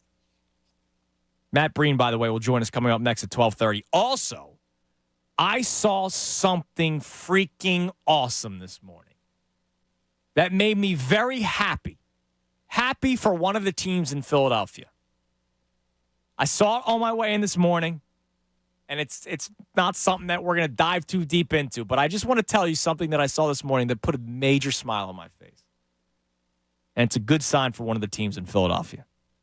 I'll tell you what next, right here, 97.5 The Fanatic. Now, if Susan Morris doesn't call in, I'm going to be very upset. But you know what could change my spirits, Ray? You want to know what could change my spirits? Please tell me. Hitting a home run, scoring a touchdown. I'm not talking about on the field play. I'm talking about life. And you might know what I'm talking about. Well, if you're ready to score a touchdown with the best Christmas gift for your special someone, and trust me, you got to go with Pajamagram's famous naturally new pajamas that will make you a holiday hero. So if you're down the dumps, you see your special someone walking down the steps, one of these famous naturally new pajamas, that's going to boost your spirits up a little bit. They're so good. They sell out every single year. They are known for their ultimate comfort and style. They're soft. They're silky. They came in, by the way. So I know these now out of experience. They're beautiful. They look great. Curve, caressing fit. And here's the kicker. When you order naturally new pajamas today, you'll get a free naturally new nightie. So you're also getting more sexy pajamas for less money. That's a $75 savings on a very luxurious 2-in-1 complete gift. Better yet, with Pajamagram, you can even add gift packaging. And if you ask me, that's one easy holiday gift that is sure to make her happy. And trust me, it is going to make you happy when the little one is in bed. All right? Cooper goes his night-night, and it's like, oh, wow. Nice pajamas. Listen, we all know how good it feels to win, so why not win this Christmas in many ways? Hurry, go to Pajamagram today for naturally new pajamas before they sell out. That's naturally new pajamas at Pajamagram.com. And tell them Andrew sent you, Pajamagram.com. Hurry, before they sell out.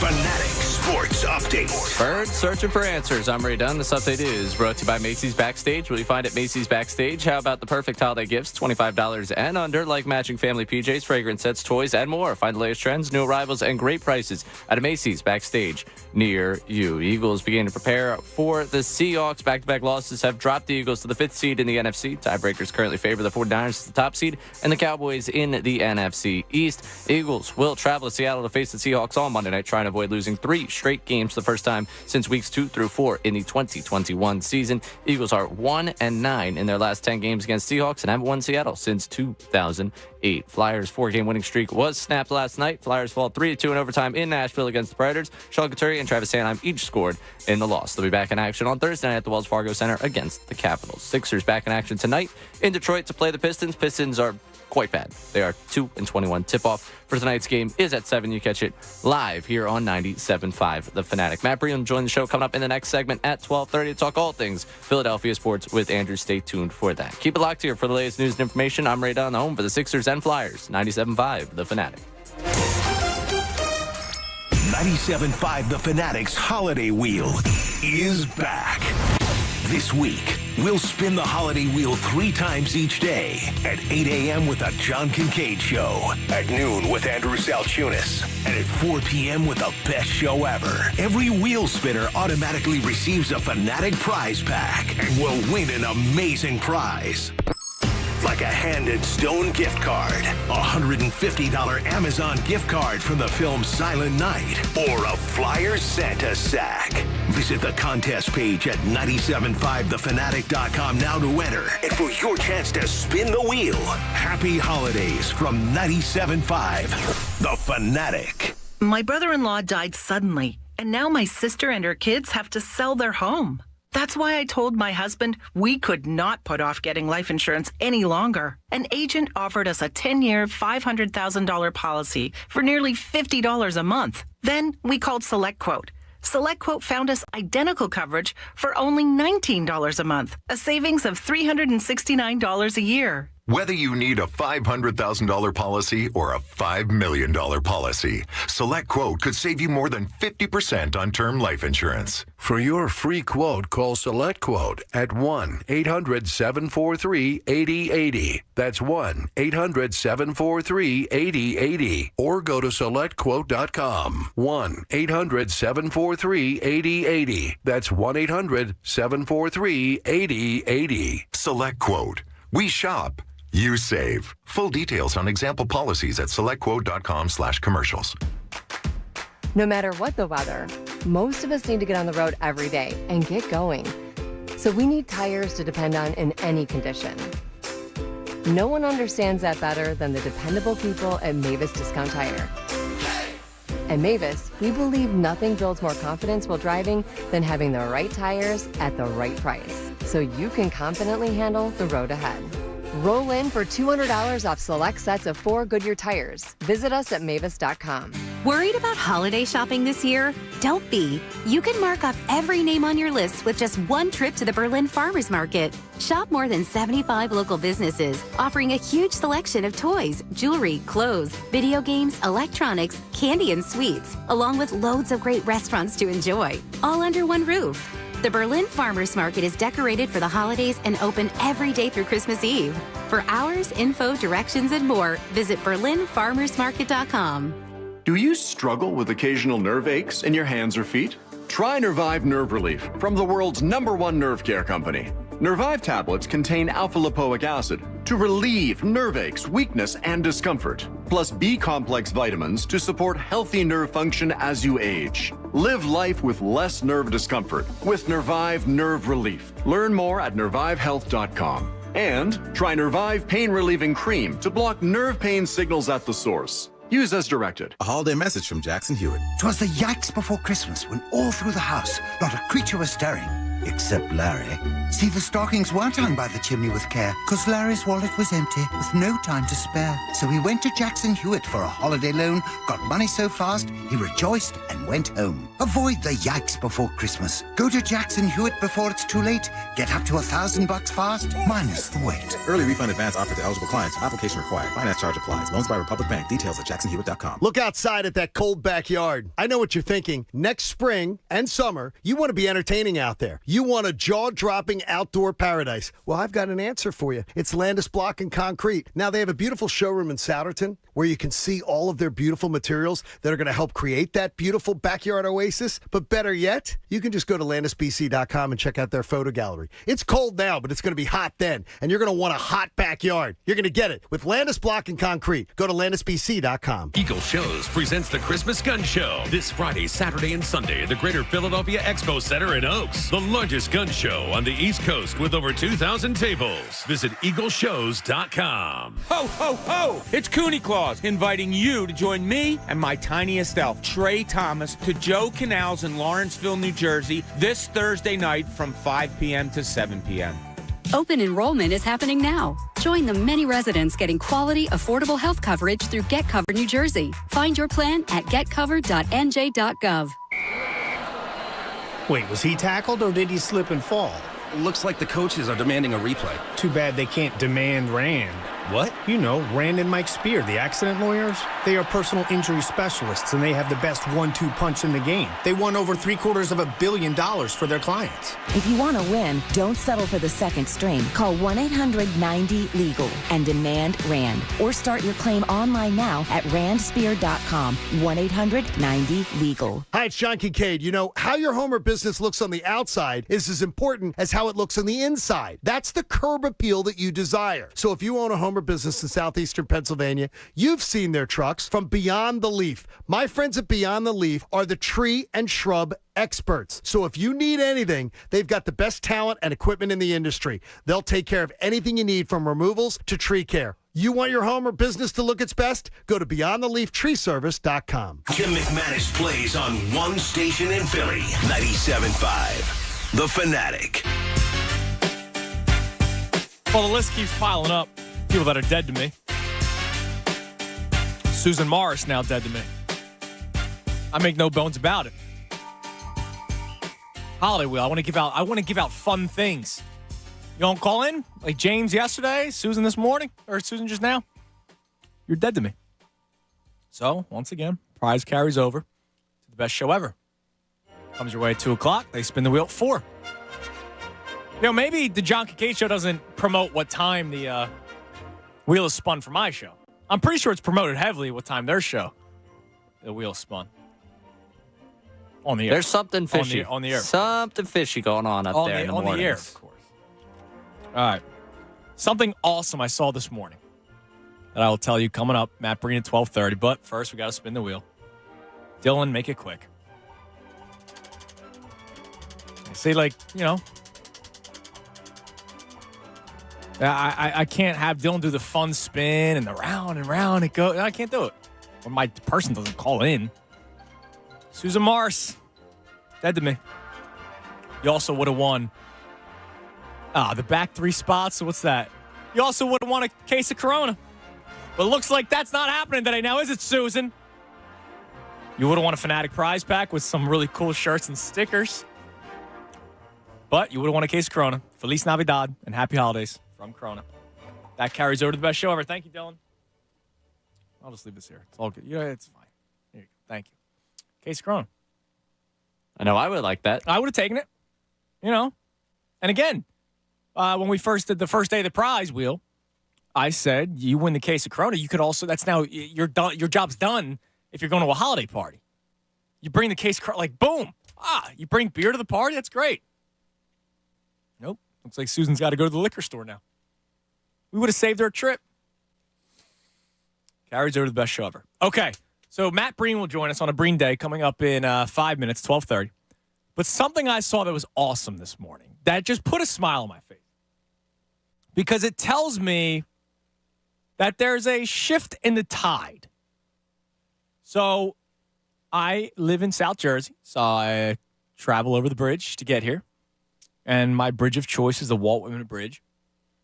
I don't even check the traffic anymore.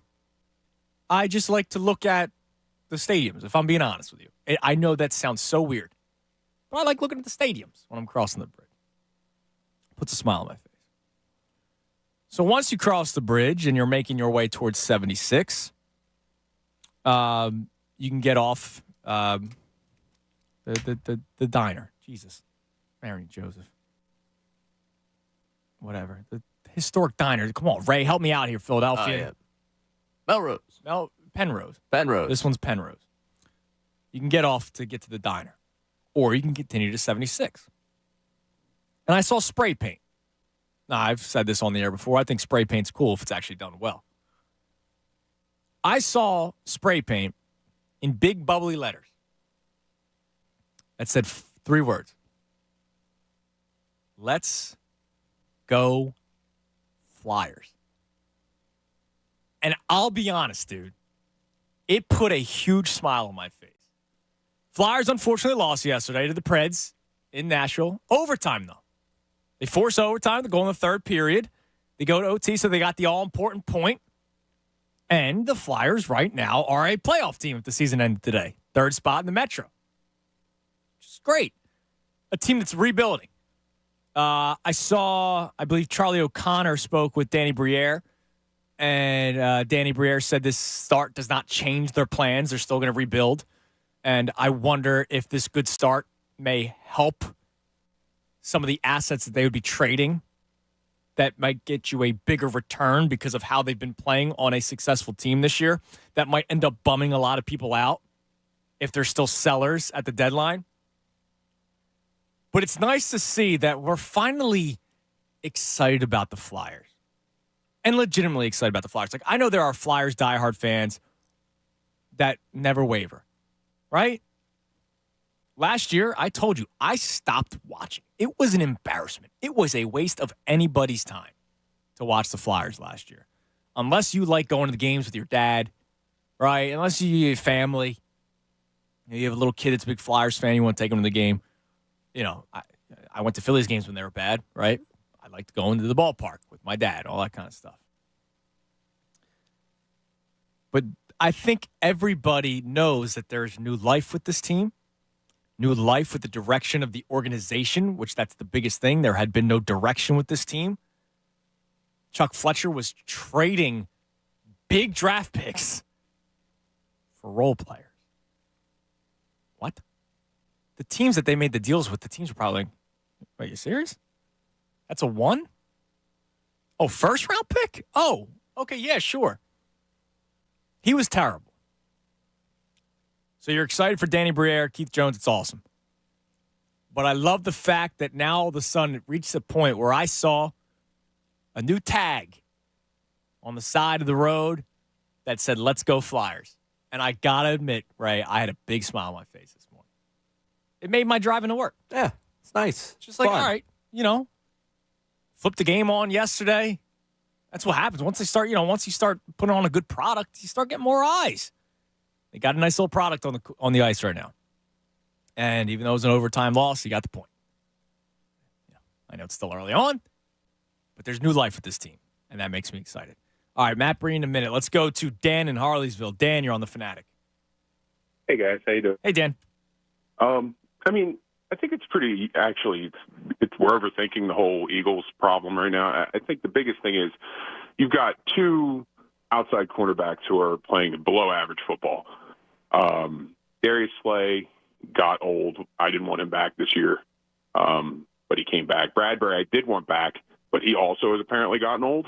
Yeah, he's having a rough season. Darius Slay had a very good game last week.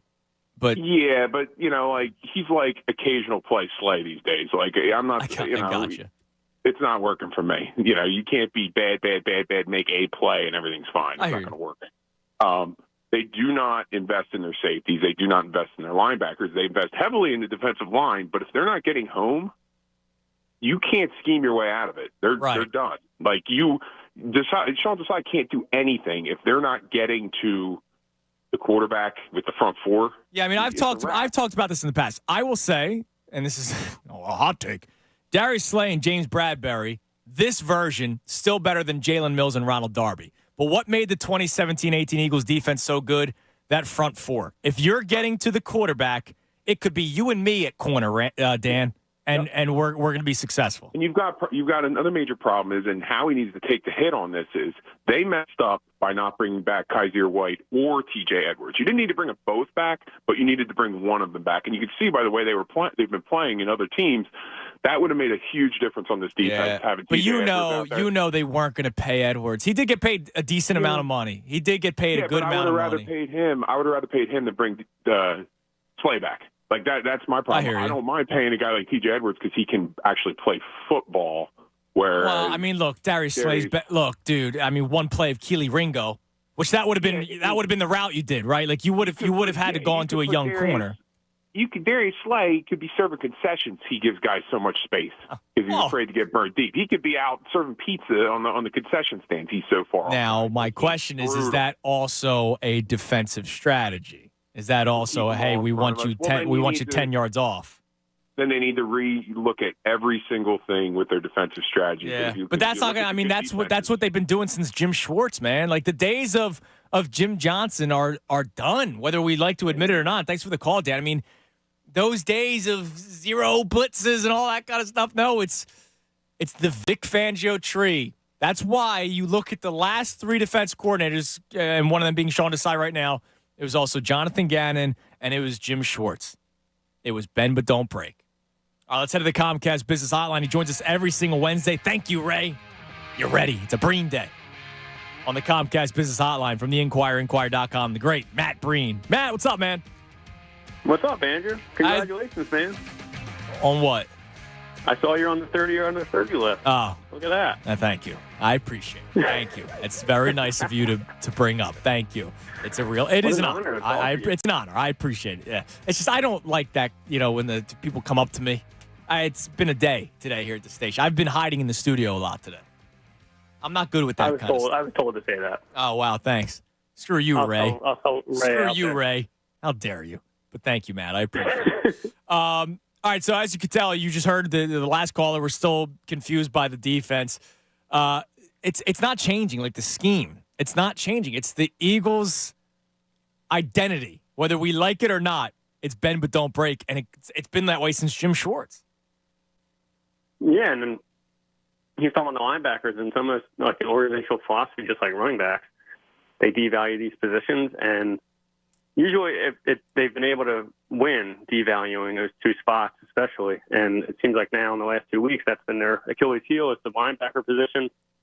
And it gets better. And you don't want to make excuses, but you look at the schedule, and obviously we talk about the schedule every week and the gauntlet they went through, and then getting blown out at the end of that gauntlet with those two games against the two teams that you're going to have to go through to get to the Super Bowl. So it's disappointing, but I think if, there's time to figure this out and to get it right. And my thing is not necessarily the defense. I would love to see, and it's not going to happen. Obviously, he said it yesterday, but I'd love to see Sirianni call the plays. And I know he called the plays his first year and was not successful at it. He gave up play calling, but he was a rookie head coach, probably overwhelmed with everything else that you have to do as a head coach. Yeah. And wasn't able to do it. But this guy, he comes from a football family. He's a football lifer. Like, he's not he knows how to call plays. And I think there's a chance that this guy could be, a creative play caller, just like, Kyle Shanahan and, these other younger NFL head coaches that know how to call plays so creatively. And I think he could be that. And it's just a tough spot as a head coach that you have another guy who's Brian Johnson, who's possibly, you strip him of that duty right now that almost, nullifies his career going forward. So it's a tough spot. I just would love to see what they would do with him calling the plays again. So the topic of conversation with the callers there, I'll ask you the question. The last couple of weeks, the offense has been sputtering, as we know. Look, clearly the defense is the bigger problem, but the offense has been sputtering. And in a game like last week against the Cowboys, you needed to win via shootout. Nobody thought that the Eagles would all of a sudden keep the Cowboys under 20 points, and they didn't do that. So the last 2 weeks, rough games from the offense. So I've been asking, who's number one to blame? And I know you can say all of them, but I'll ask you, if you were to put number one blame out of the three names, Nick Sirianni, Brian Johnson, and Jalen Hurts, who would you put the blame on? And here's how I sort of spelled it out. Nick Sirianni, the game planner, Brian Johnson, the play caller, and Jalen Hurts, the executor. Yeah, I guess, the head coach takes the blame, right? And, not like you're not pointing fingers, but that's who receives the blame, the responsibility. That goes with the job. And that's who I went with, by the way. Yeah, so I blame Nick Sirianni. But I think, how to fix this is, and it's not as simple as run the ball. It's right. The creativity of getting the running game going. And people say, well, you don't run the ball anymore in the NFL. You pass the ball. It's like, well, look at how the Eagles have been successful, not just in the past. This season, they've been at their most successful when they're able to run the football. It doesn't mean you need to run the ball 70% of the time. It just means you need to be able to do it. You can't have DeAndre Swift going for 3 carries for 2 yards.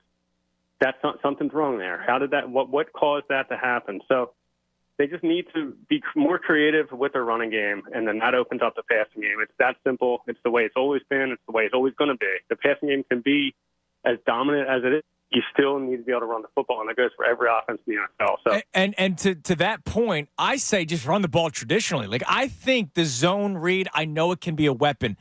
I think Jalen Hurts is overthinking things right now. I don't think he looks comfortable on the field, no matter what the situation is. In the last 2 weeks, he has not looked comfortable. So to me, You know, you go back to that Vikings game. It wasn't all zone read, and then they just handed it off to DeAndre Swift. It was also just traditional handoffs, and sometimes that might not be a bad thing. It really was. They just pounded the rock. Yes. DeAndre Swift, which is like we didn't, watching him afar, you didn't think Swift could do that, and then he did it in week 2, and it was like, wow. All right. And I'm not asking for that, but I'm saying instead of a zone read, how about you just do, hey, we're going to hand it off. You're going to go off tackle to the left. Like just traditional runs every once in a while, because that also gives the offensive line an advantage because they know what they're doing. When you're doing the zone read, they don't know exactly what's going on behind them.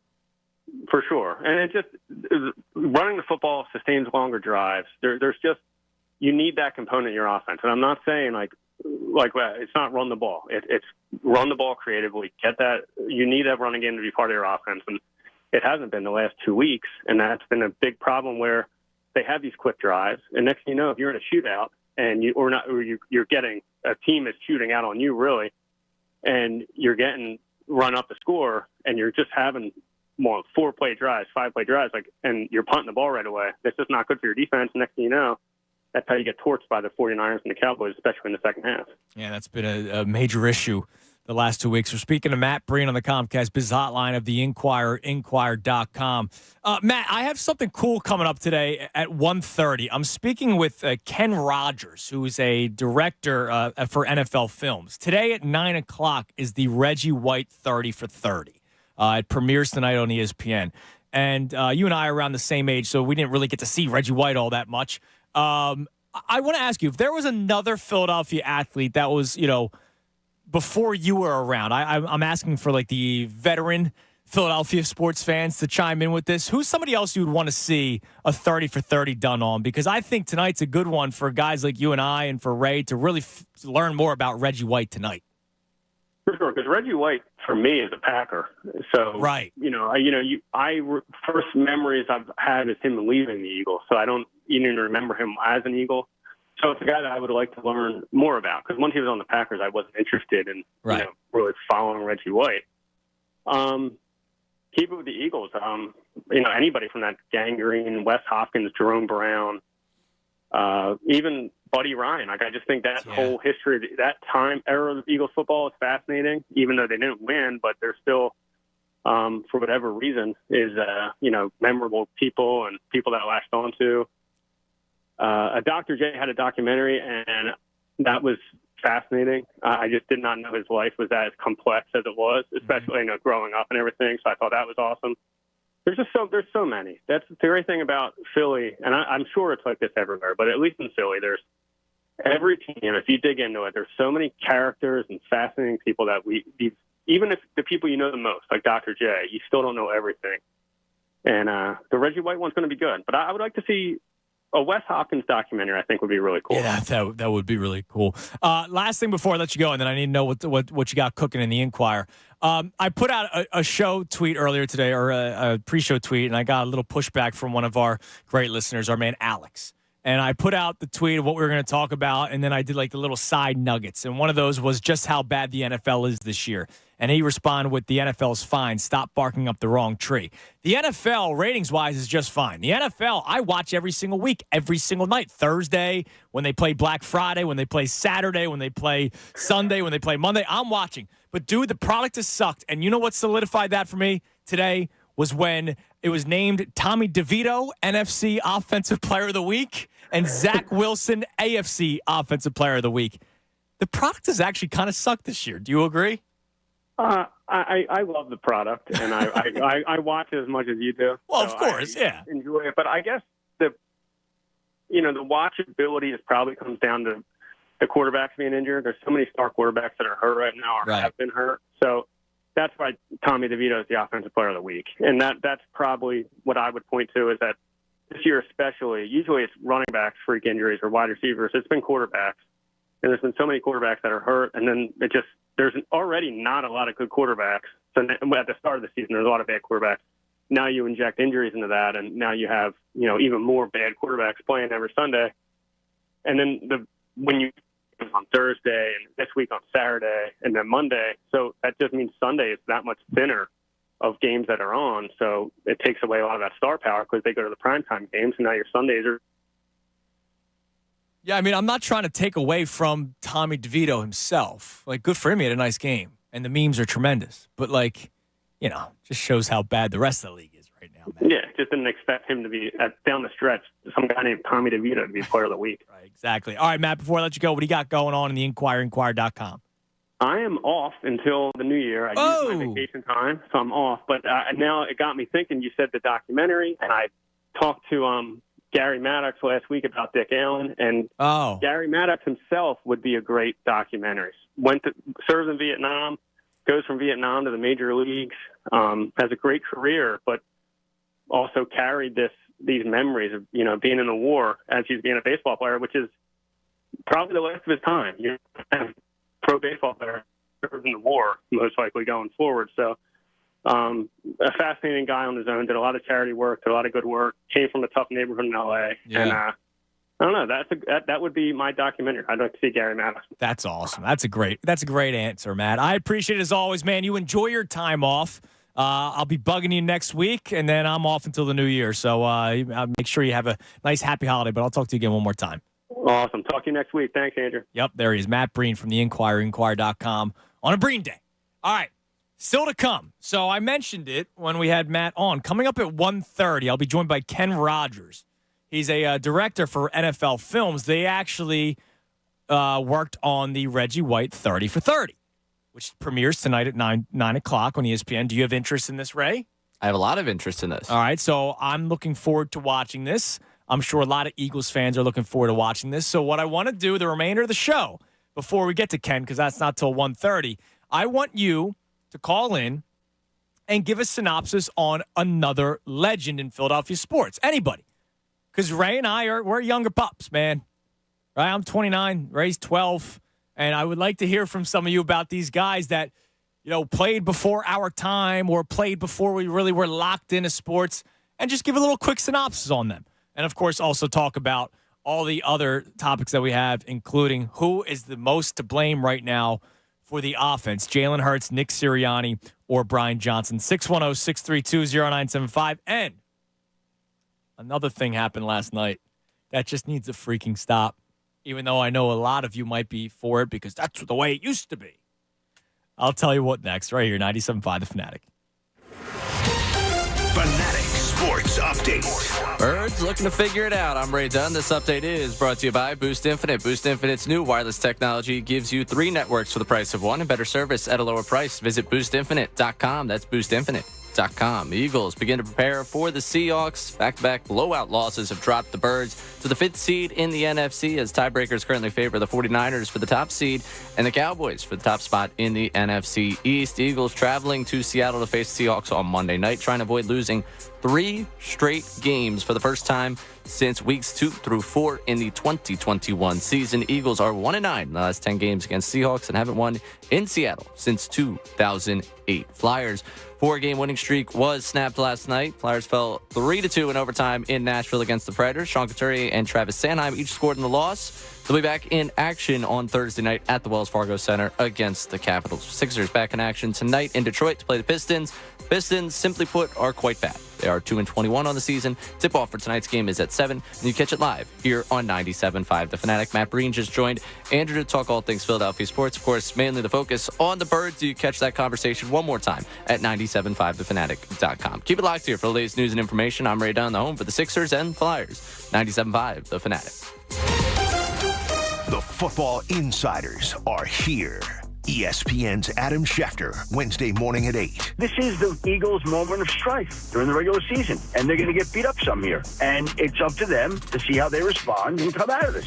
ESPN's Tim McManus covering the Birds. Updates every Wednesday at 4. The dude's a baller. He's incredibly good at his job, has taken massive strides as a passer, and anybody who's suggesting Hurts doesn't know how to read defenses clearly hasn't been paying attention. 97.5 The Fanatic and 97.5thefanatic.com.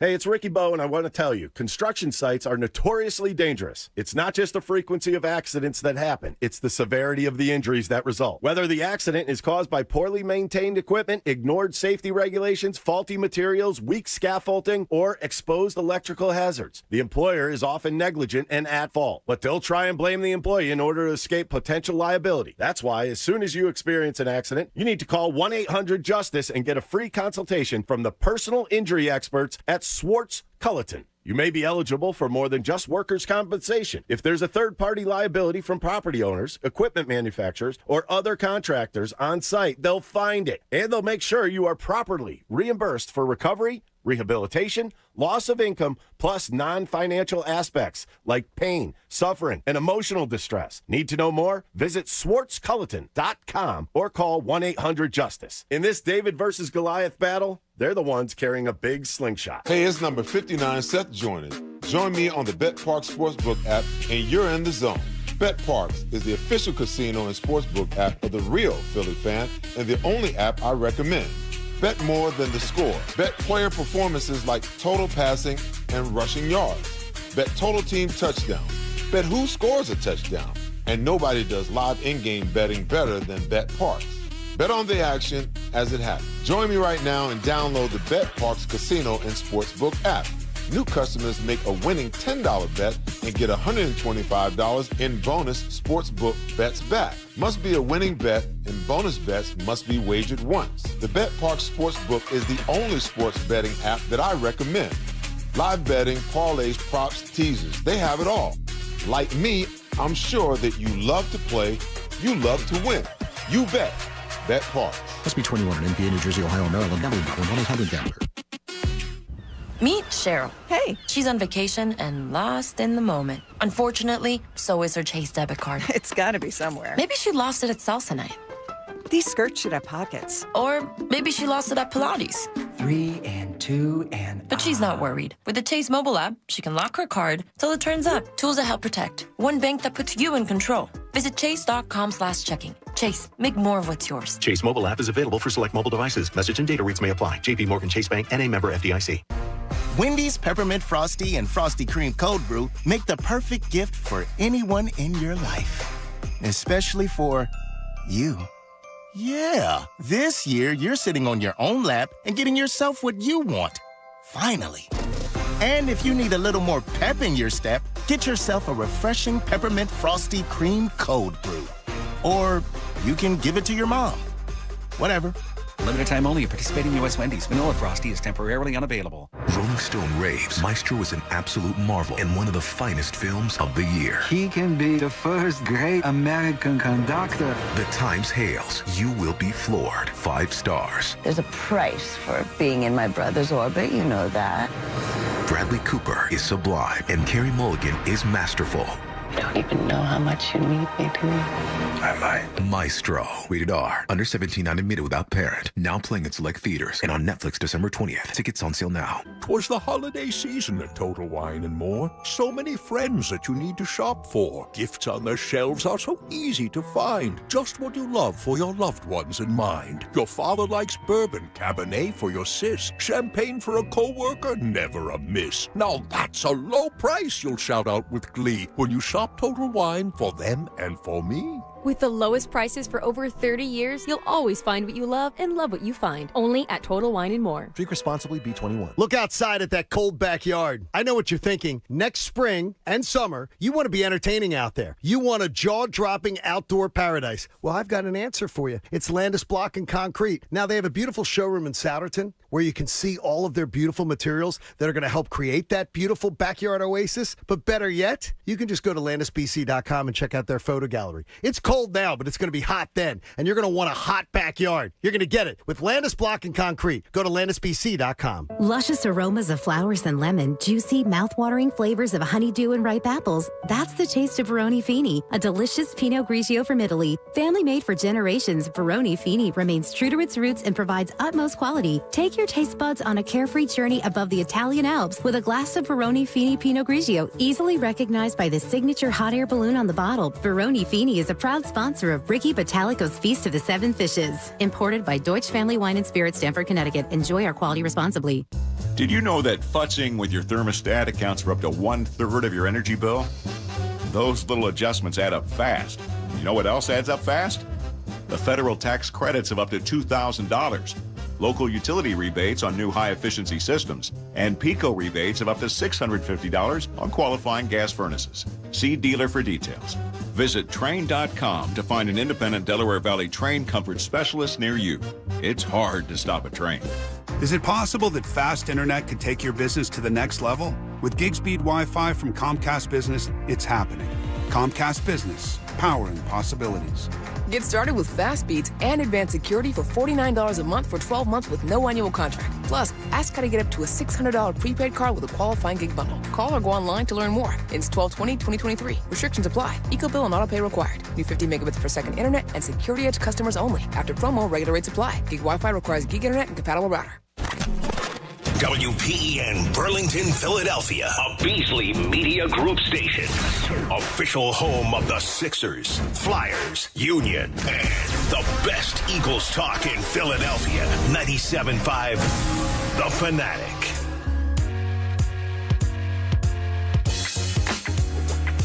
Terrible logic by one Ricky Pitalico. It's 12:52, 97.5 The Fanatic.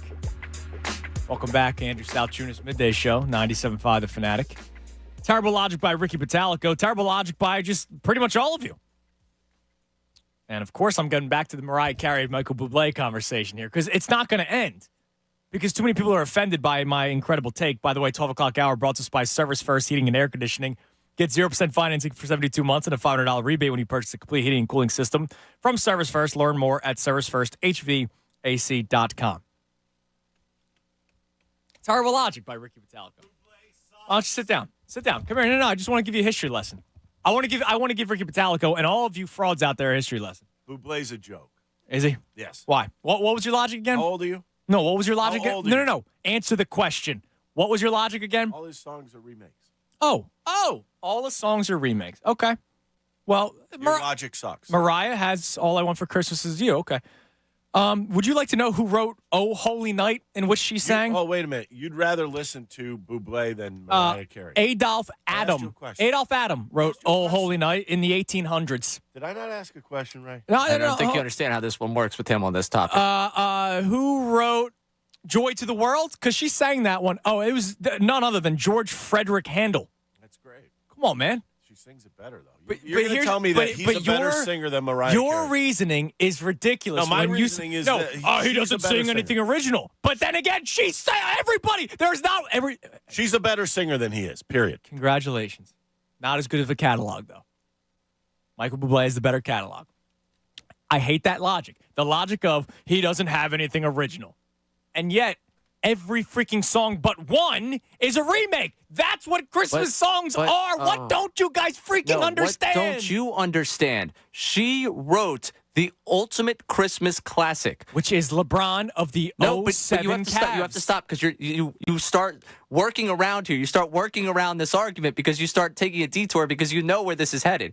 Bublé has not written a Christmas classic. Okay, He has a Christmas original, and it's not a classic. It's not. I'm certain. Cold December Night. I am certain that it's not one of the Cold top December 20 Night. that you referenced yesterday. It's not a part of that. He's not cracking the top 25. If this is the AP poll for college teams, he is not even receiving a vote for that one that he wrote. But Mariah has the undisputed catalog. number. No, she is the undisputed number one song. In that, if we did the AP poll, she's LeBron. So she would stop Of with your the LeBron 07 thing. Cavs. When you talk about original songs, she wrote an original classic. He has done nothing but remake little, wouldn't want to listen to it versus some of the OGs that sang it. The OGs did it better than him. He just happens to be a more recent voice. So, hey, let's splice it up with some of the people who are younger might know. Now, Santa Claus is Coming to Town was written by J. Fred Coots. Like That's Sean, great. Sean Couturier's uncle or something. That's great. But Mariah Carey sang She wrote All I Want for Christmas Is You. It's Mariah's season. Ridiculous logic of name an original song of his. Okay, she has one. But it is the one. But this is what you're not comprehending. What we can't get through to your brain here. Overall catalog, bro. His catalog is all remakes. That's the point. LeBron was the best player in that 07 finals, but the Spurs swept his ass. Bublé in 4. Man, you know what? I'll go gentleman's sweep. They'll go 5 games. It's not even a competition. He doesn't even get on the same floor as Mariah. No. He's got a better catalog. He just did the rest of the songs. Okay. He just At played a the very hits. high level. She made the hit. He played the The hits. one hit, yeah. No, made the hit. Everything else she does is a hit. remake, which I No, what- but it- all they do is remakes. He could Everybody does remakes. he could get Everybody. into the Frank same- did remakes. Do we hate Frank Sinatra? No. He did remakes. Are you saying Bublé is Frank Sinatra? He actually kind of sounds like him. Yeah. Oh my. Oh no. He's not no. as good as Frank, but he sounds like him. It's the same kind of tune. Bublé can't get on the same floor as Mariah because he has not given you the classic that she's given. Actually, not true. Can't get on the same floor. She had him on. They did a duet together. She had him on. She's giving him a favor because it's Mariah's season, and Bublé's relevance is based on her putting him on the floor. He had to be the backup singer to All I Want for Christmas Is You to make it sound better. 610-632-0975. That's all I got to say about that. What? Who's that? Ricky popped in. He's a little upset with your Sinatra comparison. I mean, you're starting to get extreme here. He's the modern day Sinatra. See, there you go. There's a hot take. I'm a Sinatra guy. It's the modern day Sinatra. Now, something else. It's going to ruffle feathers of people around here. Maybe that's what we need. Told you I'm not in the holiday spirit this year. Doing your best to take me out of it. Joe K checks in on Twitter regarding the holiday wheel spinning. He said it, not me. He says 7 degrees of Bob Cooney seem a little suspect. Does Bob have the people on speed dial? So Bob. Maybe. Could be. I mean, that's it's just fishy. Logical. It's just fishy. And as much as Ricky detests me right now, Ricky may agree. It's just fishy. How quick the morning show callers call him back at 8 o'clock for the holiday spin. It's a great show, the John Kincaid show. So I imagine people are just locked in and listening. Just find a little suspicious. Haley's listening to Michael Bublé right now in the hallway. Thank you, Haley. Congrats. Probably everybody's probably happier out there right now. No, I can guarantee you they're not. If anything, she's doing that to upset one Ricky Vitalico. Kevin String checks in. People like to forget Bublé did original work before the Christmas tunes. Hashtag Team Bublé. Damn right. Are we discounting Mariah as an artist? Yeah, but you guys are saying that creator? Michael Bublé is only a copycat. But this is all about the Christmas season, man. I don't care. Yeah, better catalog. By the way, Bublé, people start listening to in December. Mariah gets unfrozen November 1st, okay? There's literally a video of her in ice being defrosted. Yeah, by a couple of nitwits on Twitter. It's time. Brenda Lee has actually made a resurgence this year, taking over Mariah. Because she's jumped the shark. Brenda Lee is on the Mount Rushmore, all right? I like rocking around the Christmas. I like having a good time around the Christmas tree, all right? But don't you dare. You mean to tell me you skip when Bublé comes on? I'm a little disappointed that's not Mariah. Do you skip when Bublé plays? Would you skip when Mariah comes on? No. Okay, well then where's I'm your not trying to argument here? diminish what she's accomplished. All I'm saying, the statement I've made is that Michael Bublé has a better Christmas catalog. And you guys are all up in arms because he's never done anything original. For Christmas? No. Well, His original song is again, not even sniffing anyone's top 25. All right.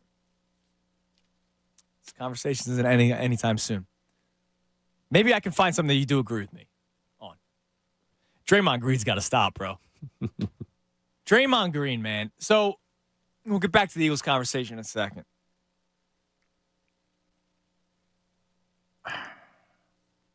This is one of those like where we do the generational conversation. Like I think there are probably people that celebrate Draymond Green because that's the way it used to be in the NBA, right?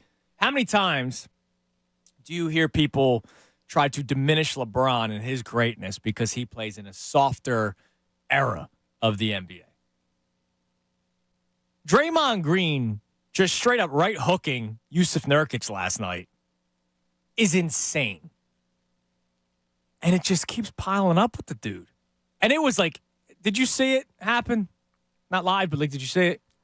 I only saw the reaction to it. I didn't actually get to see the video. Oh, try to look it up real quick. That's what I'm doing I want you to look it up live on the air, and I want to get your immediate reaction when you see Draymond Green trying to post up Nurkic and then basically gives up, so he turns around and accidentally punches him in the side of the head.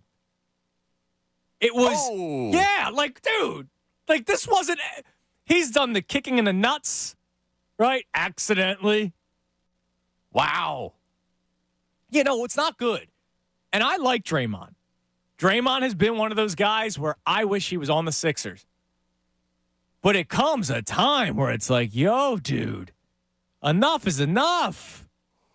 And he'll be suspended for this.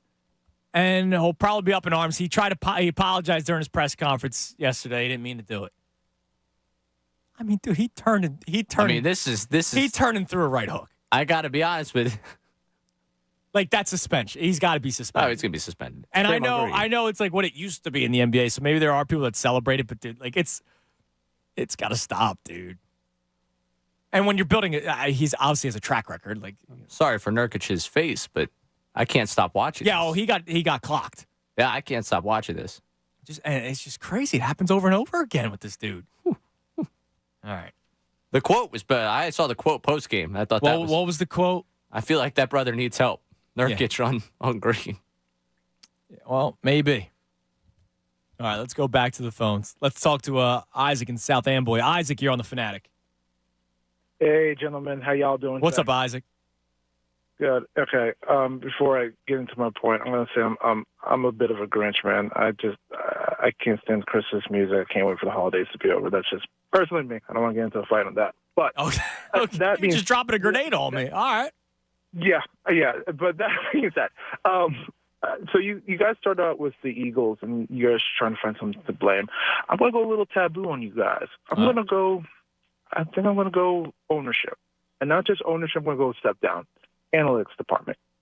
For some wacky reason, I just feel like this team, philosophy-wise, really caters to throwing the ball. I totally understand you want to throw the ball in the first half, get a lead, then start the run. It just seems like I just feel like between the coaches that we picked, it feels like they have to meet a mandate philosophy into that. Because we've had this issue not with Nick Sirianni, we've also had this with WP. Well, yeah, there was that story in The Athletic. Remember a couple of years ago, it was Bo Wolf, Zach Berman, and Shil Kapadi, I believe, was the trio. I apologize if I gave the wrong names. But Doug Peterson, it was after that win on a short week against the Packers. Jeffrey Lurie, That's the one I remember. In the locker room, complained that they ran the football too much, even though they played the worst rushing defense in the NFL that night. Yeah, and I feel like that to me, it just feels like the philosophy of what the team wants complements on just what the team needs to do on the game on the field, which kind of goes to my second point, the brotherly shove. Like, this coaching staff has developed basically one of the most unstoppable plays in the NFL. Essentially, you think about it, like the Eagles are really playing like 3 to 9 when the rest of the league has to play 4 and 10 on downs. So with that being said, that philosophy around the two, like, why is there not enough sweeps? Why is there enough slants? Why is there enough crosses? Because generally, in my mind, I'm thinking you want to be able to play at least some drag-out, methodical football where you just have to get 9 yards. Because we all know on the 4th yard, they're going to convert. So I don't understand why there isn't at least an identity built around the brotherly shove. Now, I'm not saying don't take your shots when you have them, but I feel like that really should be the idea, because I feel like this move has put so much fear into a lot of defense. They don't really know how to stop it. What's your take on that? Well, I mean, and I appreciate the cause. I mean, that play happens on 3rd and 1 and 4th and 1. Like, we had the caller earlier today that said run it on 1st and 10. And then again on 2nd down. So if they get 3 yards, run it again on 2nd and 7 and make it 3rd and 4. Basically is what he got to. And then run play action out of the tush push. Which that's a bit ridiculous, a bit much. But here's the deal. Like, yeah, defenses might fear trying to stop the tush push, but that's on 3rd and 4th and 1. You got to get there first. And to the whole run the ball conversation, if you're averaging 2 yards a carry. Like DeAndre Swift, I want to run the football more than Kenneth Gainwell. But what was it? He was 4 carries for 8 yards in the first half last week. Gainwell actually ran the ball well, and Jalen Hurts ran the ball well. But he was 4 carries for 8 yards last week. So he's averaging 2 yards a carry. That makes it 3rd and 6. So now what? And the Eagles do run the ball a lot when they have a lead, which they haven't had.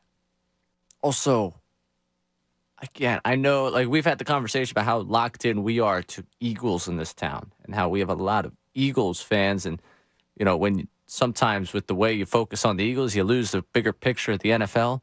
It's not like the Eagles have just decided in a vacuum we're going to become a pass-happy team. Right. This is a pass-happy league. It's a league, yeah. So it's like I get it. It's like but the also I don't. NBA. You know, you teams shoot a lot of threes and make a lot of threes. You can't win by just shooting twos. It's math. Simple math. Numbers. Now, touchdowns are touchdowns either way, and I don't think abandoning the run is a good idea. I think it's also how they run the football, which is my biggest problem. Now, something that was interesting. Shane Haff. He covers the Eagles for Bleeding Green. Now, full disclosure, because I like to be honest, Shane was the guy that posted the video of the All-22, was it 2 weeks ago, and was pointing out that Jack Stahl was like open downfield, and oh man, Hurts missed him. And then we played the clip of Nick Sirianni explaining why Hurts didn't throw it to Stahl, because there are dummy routes. And, like, sometimes you can't just post footage and just be like, look, he did this incorrectly, right? Like, there might be more reasons to it. Now, Shane did put something out that was very interesting in terms of play usage. Did you see this yesterday? I did see this yesterday.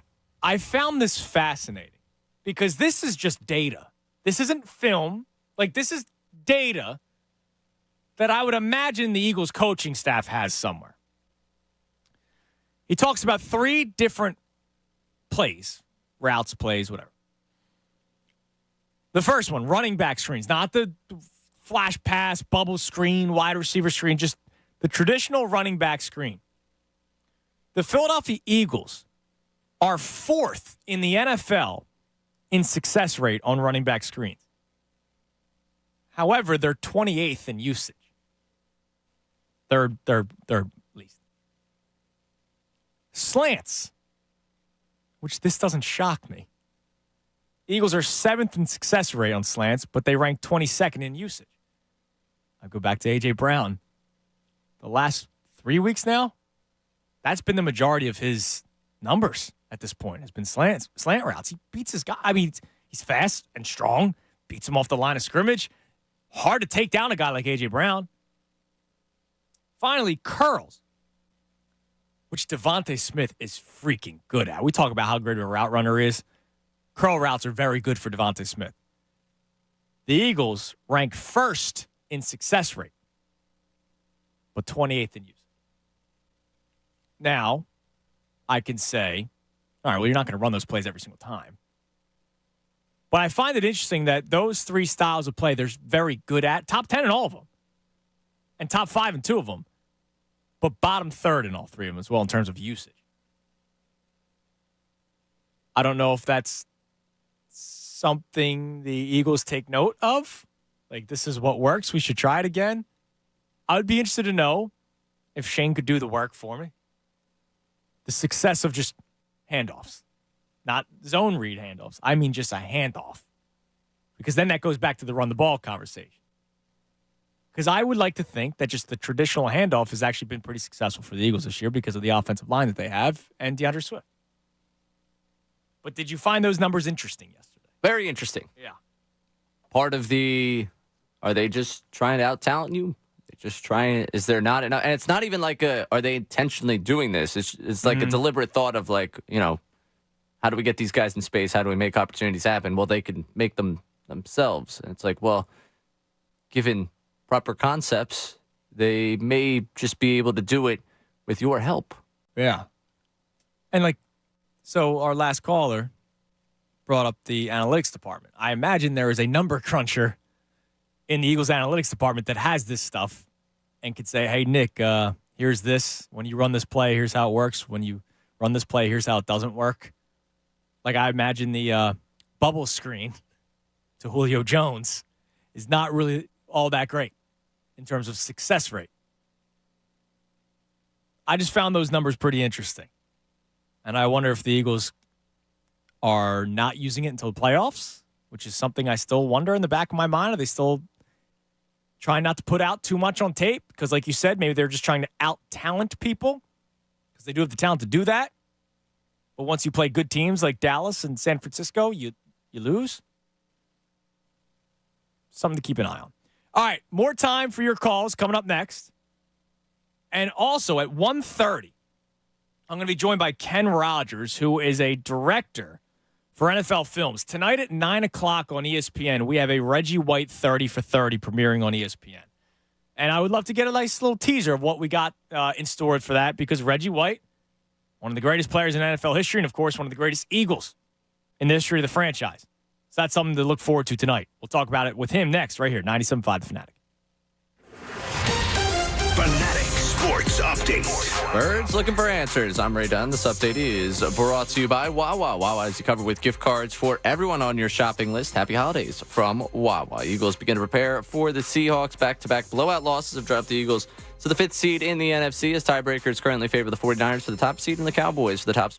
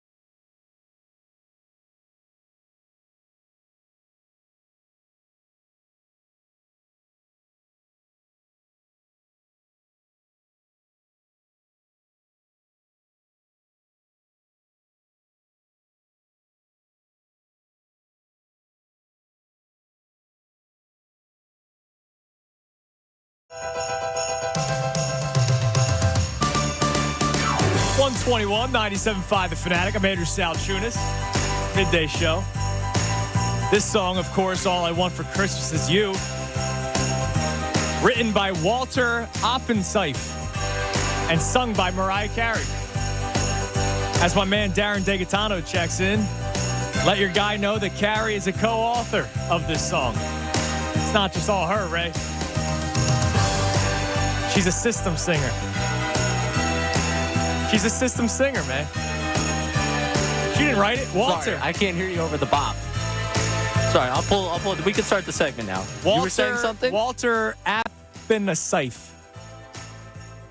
He wrote it. No, he co-wrote it. Co-wrote it. So co-writing it in the 90s, when you were saying that all of the popular songs were created in the 1800s, means that she actually was a part of creating art that was not stolen valor. Yeah. Well, this guy's actually very talented. I'm sure. Walter. Sure. Did they have to bring out the heat to unfreeze her for Walter's season, or was it Mariah's season?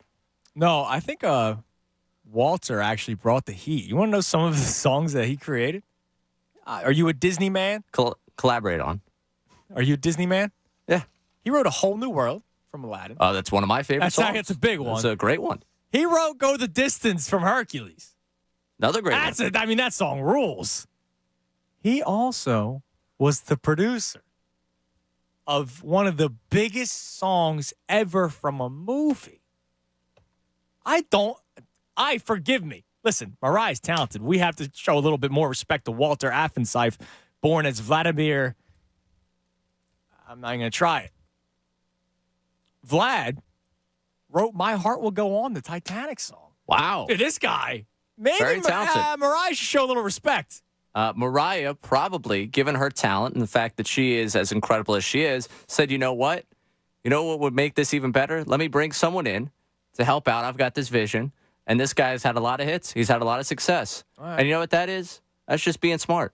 That's just being smart. That's just a smart woman. I just hope Mariah says, I couldn't have done it without Vlad. Bublé hasn't yet come out and said, I couldn't do it without literally every Christmas song ever, where I've given you a slightly worse version. Oh, we don't know that. I haven't seen it. I have not. I've certainly not seen it. So Darren continues. He says, I know, by the way, Bublé is in a higher stratosphere than her. Damn right. I mean, only if he's flying. Like, there's no world in which he is in a higher stratosphere than her. There's just not one. He's not one. Oh, God. Darren. Happy holidays. All right, so Ken Rogers, director of NFL Films, who helped produce the 30 for, he's going to call in, by the way, who helped produce the 30 for 30 documentary that debuts tonight at 9 o'clock on ESPN on Reggie White, which I'm sure a lot of Eagles fans will be locked into. I mean, 30 for 30 is tremendous in itself. You know, any 30 for 30 is tremendous in itself. And the fact that we get to see one done on Reggie White, one of the greatest players in NFL history, and, of course, one of the greater Eagles in NFL history. We'll speak to Ken Rogers coming up in about 5 minutes. So just to kind of let you know everything that we've got into today, I opened the show talking about the offense because I know the defense is the main reason why they lost the last 2 weeks. It is. It's probably the reason why they lost the last 2 weeks. But we don't really know how to fix the defense, and I don't think there necessarily is a way to fix the defense. We played Sean Desai's press conference earlier today. And he just kept on saying, you know, we're doing whatever we can to work on it. We're trying some new things, blah, blah, blah. You're the worst defense on third downs in the NFL. You're giving up a ton of points toward the bottom of the league. I don't know if that's all of a sudden going to change. It might look different the final 4 games of the season, or maybe the final 3 games of the season when you take on Tommy DeVito and the Giants twice and the Arizona Cardinals one time. But I don't know how much that changes. So offense, I do think can improve. The offense, I think, can get better. I think the offense was actually close this past Sunday. If I were to look for some glimmer of hope, I thought they were close. By the way, Brian Johnson spoke today, obviously. He did talk about we're getting to the red zone. We're just not finishing drives, which the red zone offense has been a problem all season long, except for a quick little stretch at the beginning part of this gauntlet. But they are getting there, and they're just close. I'm telling you right now, I'm doing a lot of overs on Monday night. All right? I'll buy you a coffee if one of the parlays hit, okay? So we have a poll on the Fanatic, 975 the Fanatic, up and running. Who deserves majority of the blame for the Eagles' recent struggles offensively? And I need you to pick one and explain why you made that choice. Brian Johnson, the play caller, Nick Sirianni, the game planner, or Jalen Hurts, the executor. And it's even closer now. Brian Johnson gets majority of the blame. Shocker. 42.5%. Sirianni, 41.9%. So we're now 0.6% away from a tie. Jalen Hurts gets just 15.7%. Quezbomb checks in. It's 100% Sirianni. He isn't being held accountable, nor is he holding his coordinators accountable. No one checks Sirianni at the door. He needs to figure it out and lay into his coordinators. The talent is there. The experience is there. The leadership is there. I don't know what's going on behind closed doors. He might be yelling at him or something. Like, he's not going to go to a press conference and out people and say, yeah, Brian Johnson stinks. Like, he's not going to do that, man. Not his style. No. I got a tweet yesterday from our man Bradley. He said, why can't you get rid of one of the coordinators? Look at what the Bills did. The Bills were in a different situation. The Eagles were 10-1. Think about it. Could you imagine if the Eagles fire Brian Johnson with a 10-1 record? Even now, with a 10-3 record.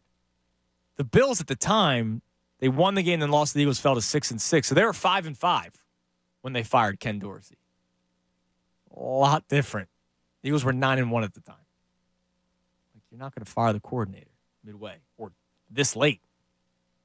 Yeah, that's chaos. And also they had Joe Brady sitting there as the quarterback's coach. Who, like, say what you will about the fact that he did not succeed in his initial jump to the NFL.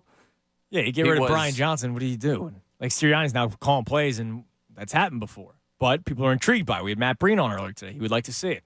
All right, before we get to Ken to talk about the documentary tonight, let's go to Mike and Delran. Mike, what's going on, man? Yo, what's up, guys? How you doing? How are you? Yeah, you know me. I'm living the dream. Are you excited for tonight? Are you going to be locked into the 30 for 30 Reggie White tonight? You know what? I definitely am. I actually, when I was a kid, I actually got his book, Minister of Defense, autographed when I was a little kid. Oh, that's cool. Yeah. So I didn't know about that, so I'm glad I heard that. I'm going to check I'll be honest, I didn't either. I got an email from one of the PR people and said, hey, would you like to have the director on? And I was like, well, yeah. It's Reggie White. Like, if it's any other 30 for 30, probably not. But if it's Reggie, yeah, of course. Those 30 for 30s are great. I mean, I can't wait tremendous. until one day somebody does one about this 2017 Eagle season, man. I mean, there's a story all over there, especially like the comeback of Howie, the Carson Wentz. I mean, that's got to be a 30 for 30 at some point. I mean, there should be one because they don't really. I mean, they do it on teams. They did it on the U, but like a Nick Foles one. Yeah, the guy was going to retire. The guy was going to retire. Andy Reid talked him out of it. He goes to Kansas City. He's about to retire again. Then he comes to Philadelphia. Yeah, it's definitely worth watching for sure. Listen, I kind of talked about it when we talked a couple days ago. Like, I guess I'm still like, I don't understand why as a city we keep hammering that it's coordinators. Like to think that we lost those two games because of defense, I kind of disagree. I mean, so many offensive mistakes as far as turnovers and drop passes changed the complexity of both of those games. Like, and like I said, I mean, if you're in a position to make a catch that you should make and you drop it, you're there because the coordinator designed you to be there. You know what I mean? I don't know, man. That's why I feel like, let me ask you this. What's it going to take to get everybody back on that pump in your chest that you think you're Super Bowl? I mean, is there anything that can happen in the next 4 games? I don't. Unless they're beating up their opponents, I don't know. And that's why I said earlier this week, and I said I even said it last week, if you lose to the Cowboys, they're going to fall into the Sixers territory of wake me up when they get out of the second round. Like, I mean, if they go into Seattle on Monday night and they can win 42-10, right? Then maybe I'll start seeing there's that offense. Right. But if that doesn't happen, it sucks because we're still a playoff team. We still could probably win this division, but for the next 4 weeks, I almost feel like we're sleepwalking through it. I don't want to feel that. No, you want to get fired up, especially because, dude, if they win out, they could win the 1 seed still. Like, the Niners still got to play Baltimore. Like, there is still a chance for you to actually win the 1 seed. Yeah, so I just hope that everybody gets up for the Seattle game and still realizes that we're still one of the contenders in this league despite those 2 terrible losses. And I think the players are going to respond. Go. If I don't talk to you guys, have a great holiday. Go Birds. You as well, Mike. There he is, Mike from Delran. All right, let's head to the Comcast Business Hotline. Can't wait for this. Tonight, 9 o'clock on ESPN, the premiere of the Reggie White 30 for 30. Now, look, 30 for 30s in itself are freaking awesome. I've not ever heard a sports fan say, I don't like a 30 for 30, or I did not like that 30 for 30. They are always amazing. They always hit it out of the park. And what's great about this one, it's Reggie. It's Reggie White. It's one of the greatest NFL players of all time, and he played a majority of his career here for the Philadelphia Eagles. So let's head to the Comcast Business Hotline. One of the directors from NFL Films who worked on this, and I'm sure he can't wait for the premiere tonight, is Ken Rogers. Ken, what's going on, man? How you doing? I'm doing great. Thanks for having me. Thanks for coming on. When I got the email earlier this week that you were available, I was like, yeah, I got to talk to you because this is really cool, man. I mean, Reggie White, we know the incredible historic career that he had, but there was obviously so much more to it. His relationship with faith and, his tragic passing. There's so much that went to it. So let me ask you, what was it that started the idea of let's make something on Reggie White for the 30 for 30? Really two things. One is my fandom. I grew up like you, right across the river in South Jersey, with a grandmother who unironically, called the Birds the Eagles. Yeah. That's just the way she pronounced it. And, I grew up in the 80s. Reggie was a hero. So, when you're a filmmaker at NFL Films, it's a dream come true already. But to make a film on Reggie was just a personal dream. And then in 2004, I was lucky enough here at NFL Films to work with Ray Didinger, and we made a NFL Films Presents episode on football and religion. And, of course, we interviewed Reggie. Yeah. Ray went and interviewed him. And it was 2 months to the day before Reggie passed. Wow. And in this interview that's never fully been seen until this film, Reggie really reveals that he's changed his thoughts on his faith. He started reading Hebrew, studying the original Torah, Hebrew text, and had realized that he was kind of used as a football player, as an entertainer to spread the word of God rather than actually knowing what he was talking about. And it was a level of maturity that was shocking. I wouldn't say he turned his back on religion, but he turned his back on some of the things he had been talking about and preaching. And then, of course, he passed away, and we didn't really use all of this interview because we felt, well, it's not really the right time. Right. But in this world, when things are so fractured and belief is something that causes separation between people, we really wanted to revisit this interview that's never been seen and see how Reggie was in the midst of this maturing of his faith at the end of his life. So while there's tons of incredible football in this film, and we can talk about that forever, the root of it is this unseen interview that we just wanted to put out there and make sure that people saw that Reggie was in the midst of something when he passed away, and that's what makes him a tragic hero. That's incredible. Speaking of Ken Rogers, director of NFL Films, of course, putting together the incredible 30 for 30 that will premiere tonight on Reggie White. So, Ken, I mean, you're going back to your Eagles fandom, so I got to ask you because I asked the audience, we did a little side topic based off of our conversation that we're having now, and, some of the legendary players in Philadelphia. I'm only 29 years old, so I didn't really get to see Reggie as an Eagle, right? So there's still, I can't wait for this tonight because I like to I enjoy history of Philadelphia sports, right? That makes me better at my job, I believe, knowing more about the players that came before my time. But, man, just how dominant was Reggie? I mean, all you need to know, and you'll see it, as an incredible action montage, is that in 1987, there was a strike. So there's only 12 games played, right? So you figure, statistically, it's not going to be that great of a season.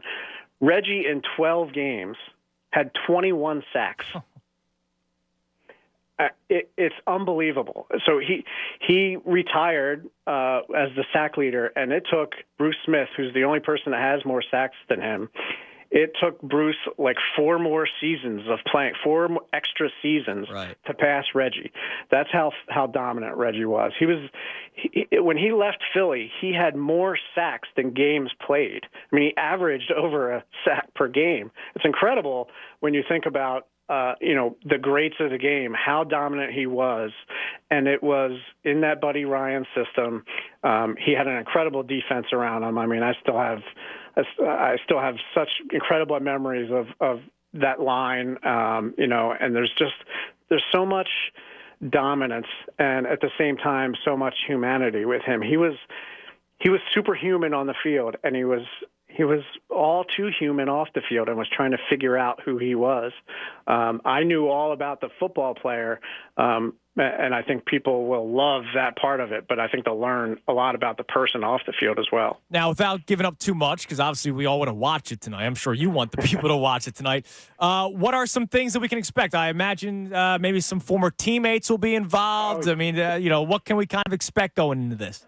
Lots of former teammates, and I think one of the to me the most fun little segment is also a heartbreaking segment. It's when he decided to leave Philly. And really he is the named player on the lawsuit for free agency. It was White versus the NFL for him to fight for free agency. And when it happened after the 1992 season and he was going to leave Philly, there was a rally downtown in Love Park that is incredible footage. It was covered by ESPN, and there was a rally of thousands of people that showed up just to rally in order to keep Reggie in town. Just regular fans coming out, and Reggie says he couldn't show up because he just knew it would be too emotional. He wouldn't be able to leave the city. He had such a great love affair with this city, and he didn't always get along with ownership, and he certainly wanted the team to be better, and good for him. I think everyone was happy that he went and won a Super Bowl with Green Bay, but I was surprised at the passion that was extended towards him in that time. Someone in the film says it great, which is Philly, we're known for sort of backing the owners, like the greedy players. We're always sort of, against money making. Well, in this case, the town just totally supported Reggie and totally said, you know what, pay him whatever we need to pay him because Reggie White is Reggie White. And we lost him because we wouldn't pay him enough. And I think that's something that is probably regretted by Reggie at the time, and I think fans here regretted it as well, in that Reggie is an Eagle in Philly. Yeah. And while he went and won a Super Bowl with Green Bay, I was shocked at how passionate it remained. And look, I go to a game, and maybe other than Hurts, I see white jerseys more than anybody else. It's incredible the amount of love that remains for this man, and I think you'll see it in the film and in that rally, which is just amazing footage. Well, we can't wait for it. It comes out tonight.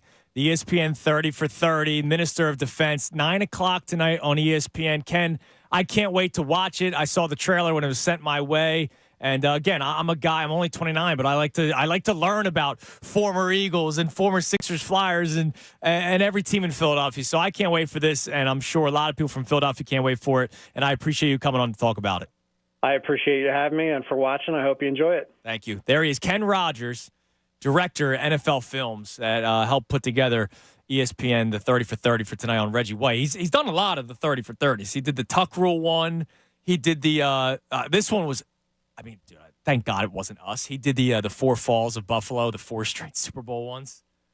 Fantastic. Yeah, incredible. The Tuck Rule one, that scene with Woodson and Brady, where they start with the actual football, what's that called? And Brady says fumble, and realizes that he's made his mistake of like, oh, wait, no, I'm supposed to say that's the Tuck Rule. Yeah, I just admitted. That was awesome. Like that, I mean, both those 30 for 30s were fantastic, but that scene will forever stick with me because I think it's one of those things when you make something that, you never stop thinking about. Every time I think about that, I now think about that documentary. I don't think as much, and obviously, for me, that game, if you want to get into age-wise, where I was, but I will always think that scene of the two of them talking about it. Well, I can't wait for it. Tonight, 9 o'clock on ESPN. Make sure you check it out. I know I'll be watching, and sure a lot of you will be watching as well. All right, so here's what we're going to do. Calls the rest of the way. We got 10 minutes left. And I see Mike in Delaware wants to talk about who to blame when it comes to the offense. And he wants to say that a clip changed his mind. So today, we played a clip from Dan Orlovsky to start the show. I'll actually be speaking with Dan Orlovsky right after the show, 1:55. We're going to record it, and we'll play it tomorrow. He couldn't do it during the show itself today, but I appreciate him still taking the time. So you'll hear from Dan Orlovsky on this topic tomorrow. But I asked the question, if you were to blame one of the three, and you had to pick one of the three, about the recent woes offensively between Jalen Hurts, Nick Sirianni, and Brian Johnson, who would you pick? Majority of people saying Brian Johnson, 42.5%. 41.9% say Nick Sirianni. And just 15% say Jalen Hurts. Here's Dan Orlovsky from NFL Live, and to let you know, it's about a minute long. It was originally 2 minutes long because he breaks down so many plays, but it's radio, so I can't just, make you listen to some guy breaking down film when you can't actually see it. But here's Dan Orlovsky talking about what Jalen Hurts is doing and not doing that's actually hurting the offense. Pass game-wise, it's forcing the football in their drop-back indoor play-action game. And it happens to a lot of young quarterbacks that have a ton of success. They're going to motion A.J. Brown over. This is like 3rd and 4, 3rd and 5 from the other day. Now, the pass concept is going to be this. A short in and then a slot fade. When we read this and it's man-to-man coverage, we read this low to high because that low route in man happens before the high route. The other thing is this. Laura, see how far that guy is off? That's not a good matchup for us. Now, Jalen drops back. Okay, number one is wide open. And there's this saying in football, never pass up an open guy for a guy that you think is going to be more open. 3rd and 4, we got a first down conversion, but for some reason, Jalen Hurts takes the shot downfield to A.J. Brown, and it's a really wasted incompletion. Last year, Jalen throws that ball. He doesn't force it downfield to A.J. Brown. So there's multiple examples of, hey, are we passing up completions to try to force other completions? Are we not seeing it clearly like we did last year? Are we leaving clean pockets too early? And then I think the forcing of the football downfield instead of taking some of those checkdowns, that's an example of a quarterback in my eyes who thinks my offense isn't working the way that I want it to, and I'm going to force it to in many ways. Now, full disclosure, I still say Nick Sirianni is the number one blame for me because it's his offense. It's his game plan. But I did play that for a reason because I think a lot of people let Jalen Hurts off the hook. He played very poorly against San Francisco, and he wasn't the reason why you lost against the Cowboys by any means because there was 2 touchdown passes dropped. But as you heard Dan Orlovsky point out there, and he's actually he's a former quarterback who watches film for a living. He's pointing out missed opportunities. So let's talk to Mike in Delaware. Mike, you're on the Fanatic. Hey, guys. How's it going? Good. How are you? All right. I would have said, if you asked me yesterday, 50-50 Brian Johnson and Nick Sirianni. I think it's as much – I thought it was as much scheme as play calling. You hear the quotes about the pass game taking too long to develop. I agreed with that. I was thinking that before I even saw it. And I see this Orlovsky clip, and it kind of changed my mind. If Jalen takes some of those shorter routes that he's talking about, he also gets the ball out quicker. One of those clips he showed, Jalen took a sack on when he could have dumped it off to one of the running backs. And one of the other things everyone was complaining about is that they weren't throwing to the running backs. And it turns out those things were in the play calls, and Jalen just wasn't doing it. I guess my biggest question is, why is he doing this? It could be because the offense is struggling. Is he doing it because he feels like he has to go for big plays because he doesn't trust the defense? Is it because of all the drama with A.J. Brown and Devontae Smith earlier this season? Obviously, A.J. got really upset early on. He wasn't getting the ball enough. And then Jalen was throwing to A.J. a lot. And then Devontae was kind of moping at later on in the season. Yeah, so now here's the thing, right? You're in the heat of the game. So maybe A.J. says to Jalen, yo, dude, I'm beating him on this route. Not just saying, hey, I'm going to go out there and beat him on this route.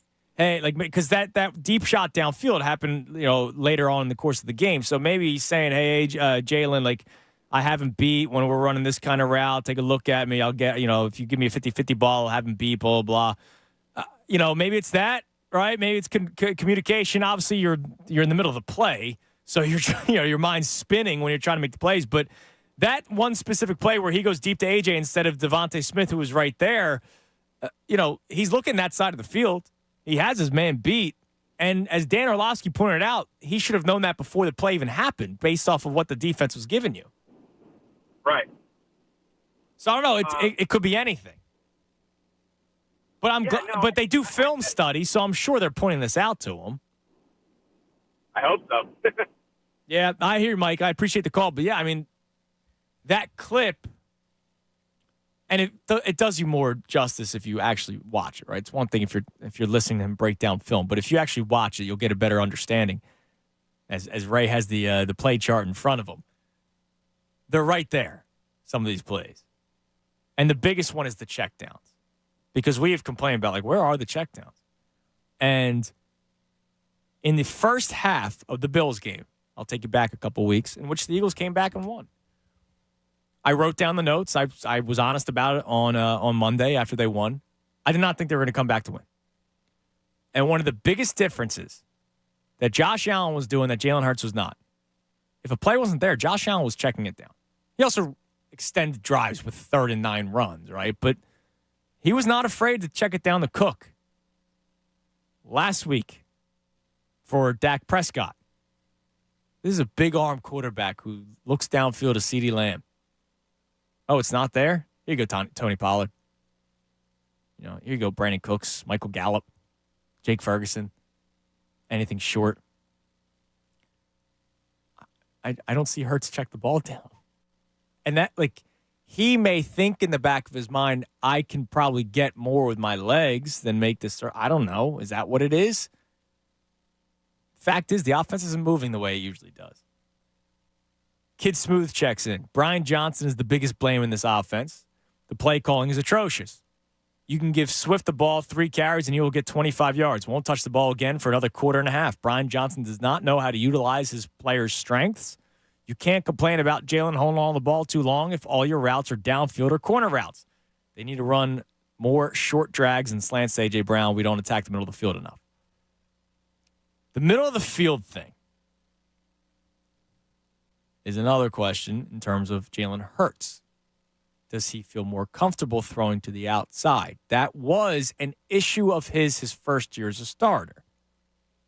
Last year, they were a freaking machine, and nobody was stopping them. Now, the slant route to A.J. Brown's worked. We read those stats from Shane Haff that the slant route success rate for the Eagles is 7th in the NFL, but they're in the bottom third of usage.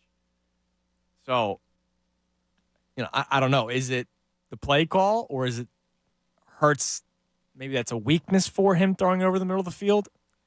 I don't know. I feel good about Monday night, right?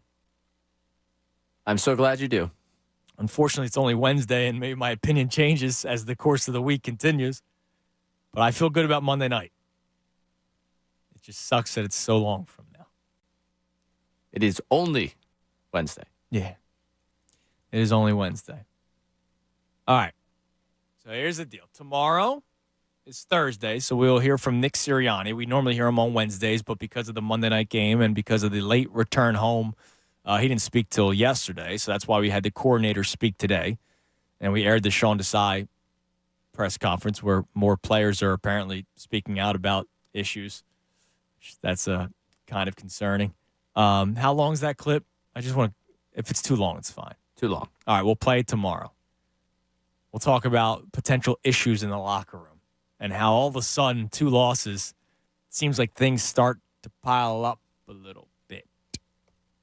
We'll hear from Nick Sirianni tomorrow, and we'll probably have some more fun as well because now we're multiple days removed from the Cowboys game.